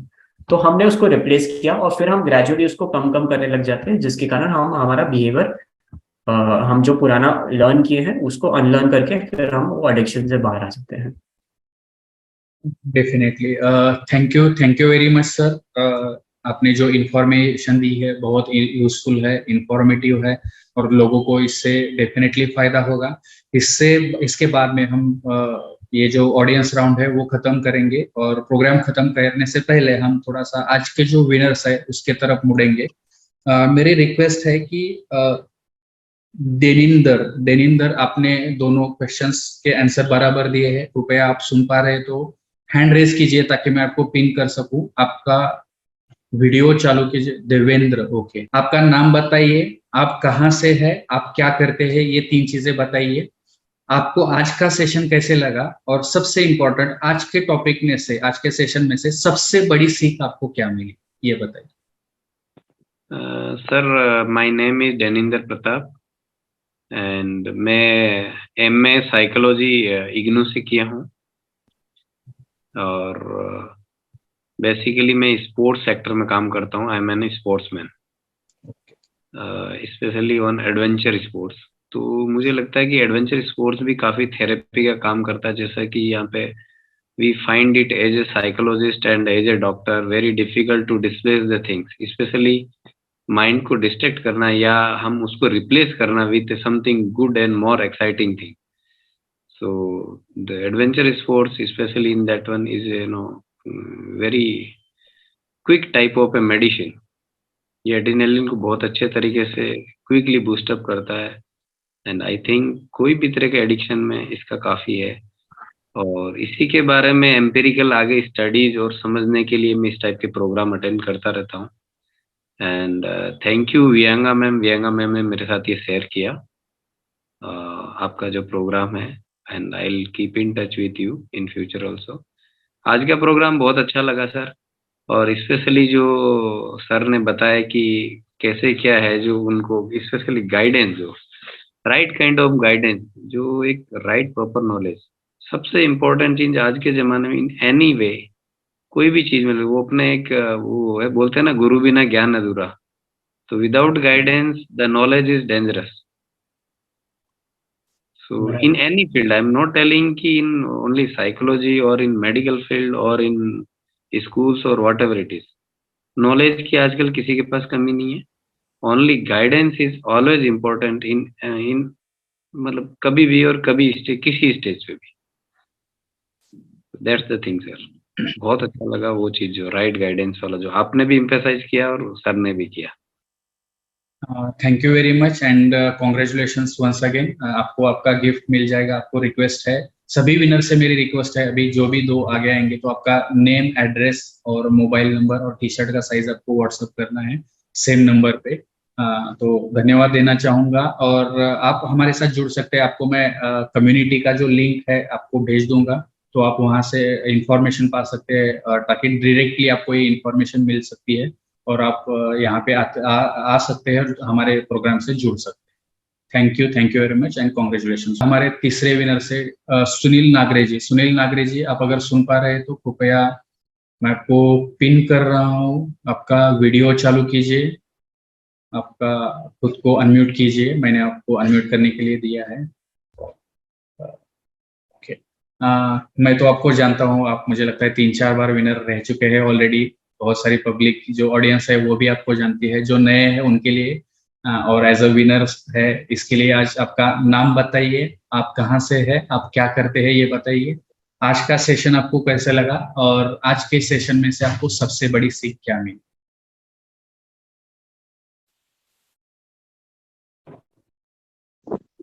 Thank you sir. मैं सुनील नागरे राजा बुल्ढाना जिला से हूँ। सर के बारे में मैं थोड़ा सा बताना चाहूंगा। उनका नाम सुनील नागरे जी है। वो बुल्ढाना से है और वो junior, as a junior administrative officer काम करते हैं। बहुत बार वो हमारे साथ जुड़ चुके हैं, बहुत सारे, मतलब मुझे लगता है 3 या 4 सेशन में विनर रह चुके हैं, हमेशा आते हैं। और सबसे इम्पोर्टेंट ये है कि बाकी लोगों को भी, लोगों से भी वो शेयर करते हैं, उनकी वजह से बहुत सारे नए लोग हमारे साथ जुड़ रहे हैं। तो सर, मैं आपको धन्यवाद देना चाहूंगा दोनों चीजों के लिए और कॉन्ग्रेचुलेशन करना चाहूंगा आज के बारे में। और आपका डिटेल्स हमारे पास में है, एक 4-5 दिन में आपका गिफ्ट आप तक पहुंच जाएगा। धन्यवाद और कॉन्ग्रेचुलेशन वंस अगेन। हमारे थैंक यू। हमारे आज के तीसरे जो विनर है वो है जितेंद्र दवे जी। दवे जी, आप अगर सुन पा रहे हैं तो कृपया आपका नाम बताइए, आप कहाँ से है बताइए, आप क्या करते हैं बताइए, और सबसे इम्पोर्टेंट जो है, आज का टॉपिक आपको कैसे लगा और आज के टॉपिक में से सबसे बड़ी सीख आपको क्या मिली ये बताइए। Hello hello. यस, बोलिए। हाँ सर, मैं शिरडी से हूँ। मैं फार्मासिस्ट हूँ, मेरा मेडिकल शॉप है। और आज का टॉपिक मुझे अच्छा लगा। आज के टॉपिक में से आपको सबसे बड़ी सीख क्या मिली, या फिर कोई भी एक चीज बताइए जो आपको आज सीखने को मिली। यही कि जो नए वैपिंग या ई सिगरेट का जो है, उसके ऊपर पेरेंट्स ने अपने बच्चे के ऊपर ज्यादा ध्यान देना चाहिए। जी, थैंक यू वेरी मच और कॉन्ग्रेचुलेशंस वंस अगेन। आपका डिटेल आप हमें भेजिए, आपको आपका गिफ्ट आपके पते पे मिल जाएगा। Okay sir, thank you. तो इसी के साथ में आज हम ये जो सेशन है हम खत्म करने को जा रहे हैं। इससे पहले मेरी ऑडियंस से रिक्वेस्ट है, अगर आपको इम्पोर्टेंट इंफॉर्मेशन आपको मिली होगी, आपके ज्ञान में बढ़ोतरी हुई होगी, तो मुझे लगता है सर डिजर्व करते हैं कि आप उनको बड़ा थैंक यू बोलिए। चैट बॉक्स सबके लिए ओपन है। मुझे चैट बस should be Bansal with these messages. आप सर से थैंक यू कह सकते हैं इनडायरेक्टली चैट बॉक्स में। तो सर, आज ये प्रोग्राम हम खत्म करने को जा रहे हैं। जाते जाते आप ऑडियंस को क्या बताना चाहेंगे? जाते जाते मैं यही बताऊंगा कि जो भी चीजें हैं, चाहे वो एडिक्शन हो, चाहे वो मेंटल हेल्थ के रिलेटेड कुछ भी हो, आजकल एक जो अच्छी चीज ये है कि काफी चीजें एक्सेसिबल है, आपके हेल्प के लिए बहुत लोग अवेलेबल है। तो ये एक चीज है जो मैं हमेशा हर टॉक में अपने बोलता हूँ कि बात करने से ही बात बनती है। चाहे आपको खुद को तकलीफ हो, किसी और को तकलीफ हो, जब तक उस बारे में बात ना करो तब तक आपको मदद नहीं मिलेगी। और एक बार मदद लेके देखिए, बहुत चीजें सुधर जाती है। थोड़ा टाइम जाता है, थोड़ी मेहनत लगती है, बट वो डेफिनेटली चीज काफी हद तक आपके कंट्रोल में आ जाती है। तो बेझिझक रहिए, हेल्प सीख कीजिए, कोई प्रॉब्लम नहीं होता है। मेंटल हेल्थ में जो भी तकलीफें आती है, एडिक्शन भी एक बहुत स्टिग्मा होता है उस चीज को लेकर, मैं समझ सकता हूँ, बट उसके लिए हेल्प बहुत अवेलेबल है। बहुत सारे लोग हैं जो यही प्रॉब्लम से जूझते हैं, उनकी भी आप मदद कर सकते हैं। और खुद को भी तकलीफ है तो हमेशा से आप अप्रोच कर सकते हैं। एज मैं वापस बोलूंगा, बात करने से ही बात बनेगी। एंड सर जी, मैं आपको अगेन थैंक यू बोलना चाहूंगा। बहुत बहुत अच्छा काम चल रहा है आपका ये मैराथन के थ्रू। ये माइंड केयर का बहुत बड़ी अच्छी कम्युनिटी बन चुकी है। बहुत मेहनत लगती है ये सब चीजें करने में, बहुत डेडिकेशन लगता है। और आपको देख के बहुत लोग ये चीज सीख रहे हैं, विच इज वेरी कमेंडेबल। मैं बहुत प्रभावित हूँ ये सब चीजों से। एंड आई विश कि आपको और चीजें करने को मिले at a very high level. तो उसके लिए हम सब, आपकी कम्युनिटी है, हमारा सपोर्ट है, जो भी लगेगा। What ever you're doing it's very very respectful and very admiring. So like all the best आपको। थैंक यू वेरी मच आपके कमेंट्स के लिए, आपके सदिच्छा के लिए और आपकी हेल्प के लिए। आप जैसे लोग हमारे साथ जुड़े हैं तो इसीलिए मैं ये 42 सेशन कर पा रहा हूँ, तो उसके लिए मैं आपको धन्यवाद देना चाहूंगा। यहाँ पे रश्मि सावर्डेकर ने आपको थैंक यू बोला है, रेखा चंदलानी जी ने आपको थैंक यू बोला है, डॉक्टर सुधा गडेनवर ने आपको थैंक यू बोला है, प्रणाली जी, राजेंद्र शिर्के जी मेंटल हॉस्पिटल के सुपरिटेंडेंट रह चुके हैं रत्नागिरी में और बहुत बड़े ये है, तो वो एज अ स्टूडेंट हमेशा सीखते रहते हैं। बहुत बार सर से मैं यहाँ से रिगार्ड देना चाहूंगा। बाद में देवेंद्र जी है, कमलेश पिसलकर जी है, रीना गुलाटी जी है, अनुज शाह जी है। इन सभी लोगों ने, सुनील नागरे जी है, सभी ने आपको धन्यवाद बोला है। और सबसे इम्पोर्टेंट मेरी तरफ से धन्यवाद कि आप यहाँ पे आए, हमारे साथ इंफॉर्मेशन शेयर की, मतलब बहुत अच्छी इंफॉर्मेशन आपने दी, तो मैं आपको धन्यवाद देना चाहूंगा। उसके बाद में मैं धन्यवाद देना चाहूंगा आज के सभी ऑडियंस को, जो सभी लोग आज हमारे साथ जुड़े हैं, उनको धन्यवाद देना चाहूंगा। जिन्होंने एक्टिवली पार्टिसिपेट किया आज के क्विज कंपटीशन में, उन सबको धन्यवाद देना चाहूंगा। बहुत डिफिकल्ट होता है कि ये क्विज में से 3 लोग चुनना, लेकिन जो फास्टेस्ट रिप्लाई जो व्हाट्सएप पे आ जाते हैं तो उससे पता चल जाता है कि किसने फास्टेस्ट रिप्लाई दिया। तो सभी जो एक्टिव पार्टिसिपेंट है, जिन्होंने पार्टिसिपेट किया, सभी को धन्यवाद देना चाहूंगा। जो विनर्स है उनको धन्यवाद देना चाहूंगा, कॉन्ग्रेचुलेट करना चाहूंगा। और सबसे इम्पोर्टेंट, मैं जो बोल रहा हूँ, बार बार बताता हूँ कि उन सभी लोगों के लिए मैं धन्यवाद देना चाहूंगा जो ये माइंड केयर मैराथन को लोगों के बीच में लेके जा रहे हैं। जैसे मुझे लगता है देवेंद्र जी ने बताया कि विहंगा मैम ने उनको भेजा था और उनके थ्रू यहाँ पे ज्वाइन हो चुके हैं। तो मैं उन सभी लोगों को धन्यवाद देना चाहूंगा, क्योंकि मेरे अकेले से ये संभव नहीं है, मैं सभी लोगों तक पहुंच नहीं सकता हूँ। आप सभी लोग इसमें जुड़ रहे हैं, आप लोगों को लेके आ रहे हैं, स्पेशली डॉक्टर सुधा गडियानवर हो, डॉक्टर ये नागरे जी हो, या फिर और भी बहुत सारे लोग हैं, विहंगा जी है, जैसे आज बताया, कि जो भी इनडायरेक्टली लोगों तक ये मैसेज पहुंचा रहे हैं। व्हाट्सएप पे आपको जो भी ब्रॉडकास्ट लिस्ट से मैसेज मिल जाता है तो आप लोगों तक पहुंचा रहे हैं, आपकी वजह से लोग ज्वाइन कर रहे हैं, उनको इन्फॉर्मेशन मिल रही है। और सबसे इम्पोर्टेंट, इसका फायदा हो रहा है। मुझे बहुत बार मैसेजेस आते हैं, जो पहला दूसरा सेशन अटेंड किया था उन्होंने मुझे मैसेज बाद में किया है, 2 महीने बाद, 3 महीने बाद, की आपके सेशन में ये इन्फॉर्मेशन मिली थी, तो इसकी वजह से मैं एक पेशेंट को डॉक्टर के पास में लेके जा चुकी, मुझे ये इन्फॉर्मेशन। तो यही हमारा मकसद है, और आपको फायदा हो, आपके रिलेटिव्स को फायदा हो, जो आपके आजू बाजू में लोग हैं उनको इसका फायदा हो, अवेयरनेस बढ़ेगा। आपकी आंखें वही देखती है जो आपका दिमाग जानता है। तो अगर आप ये दिमाग में आप जानेंगे, आपके दिमाग में ये चीजें रहेंगी, तो ही आप उसको देख पाएंगे, आप उसको डायग्नोज कर पाएंगे, और आपको पता चलेगा कि ये प्रॉब्लम है और ये प्रॉब्लम के लिए क्या सॉल्यूशन हो सकता है और क्या करना चाहिए। तो आप उन सभी लोगों के लिए मैं स्पेशल धन्यवाद देना चाहूंगा जो ये हमारी कम्युनिटी है उसको बढ़ा रहे, लोगों की तरफ लेके जा रहे हैं। और ये सभी लोगों को फिर एक बार धन्यवाद देते हुए, सर को स्पेशल धन्यवाद देते हुए, मैं ये प्रोग्राम आज का खत्म करना चाहूंगा। आप सभी से विदा लेना चाहूंगा। मिलेंगे अगले मंगलवार को ठीक 7 बजे एक नए टॉपिक के साथ, जिसका नाम है स्वमग्नता। Till then, good night, sweet dreams and take care. Thank you so much. Thank you to the audience. Thank you आपको sir. Thank you so much. Good night.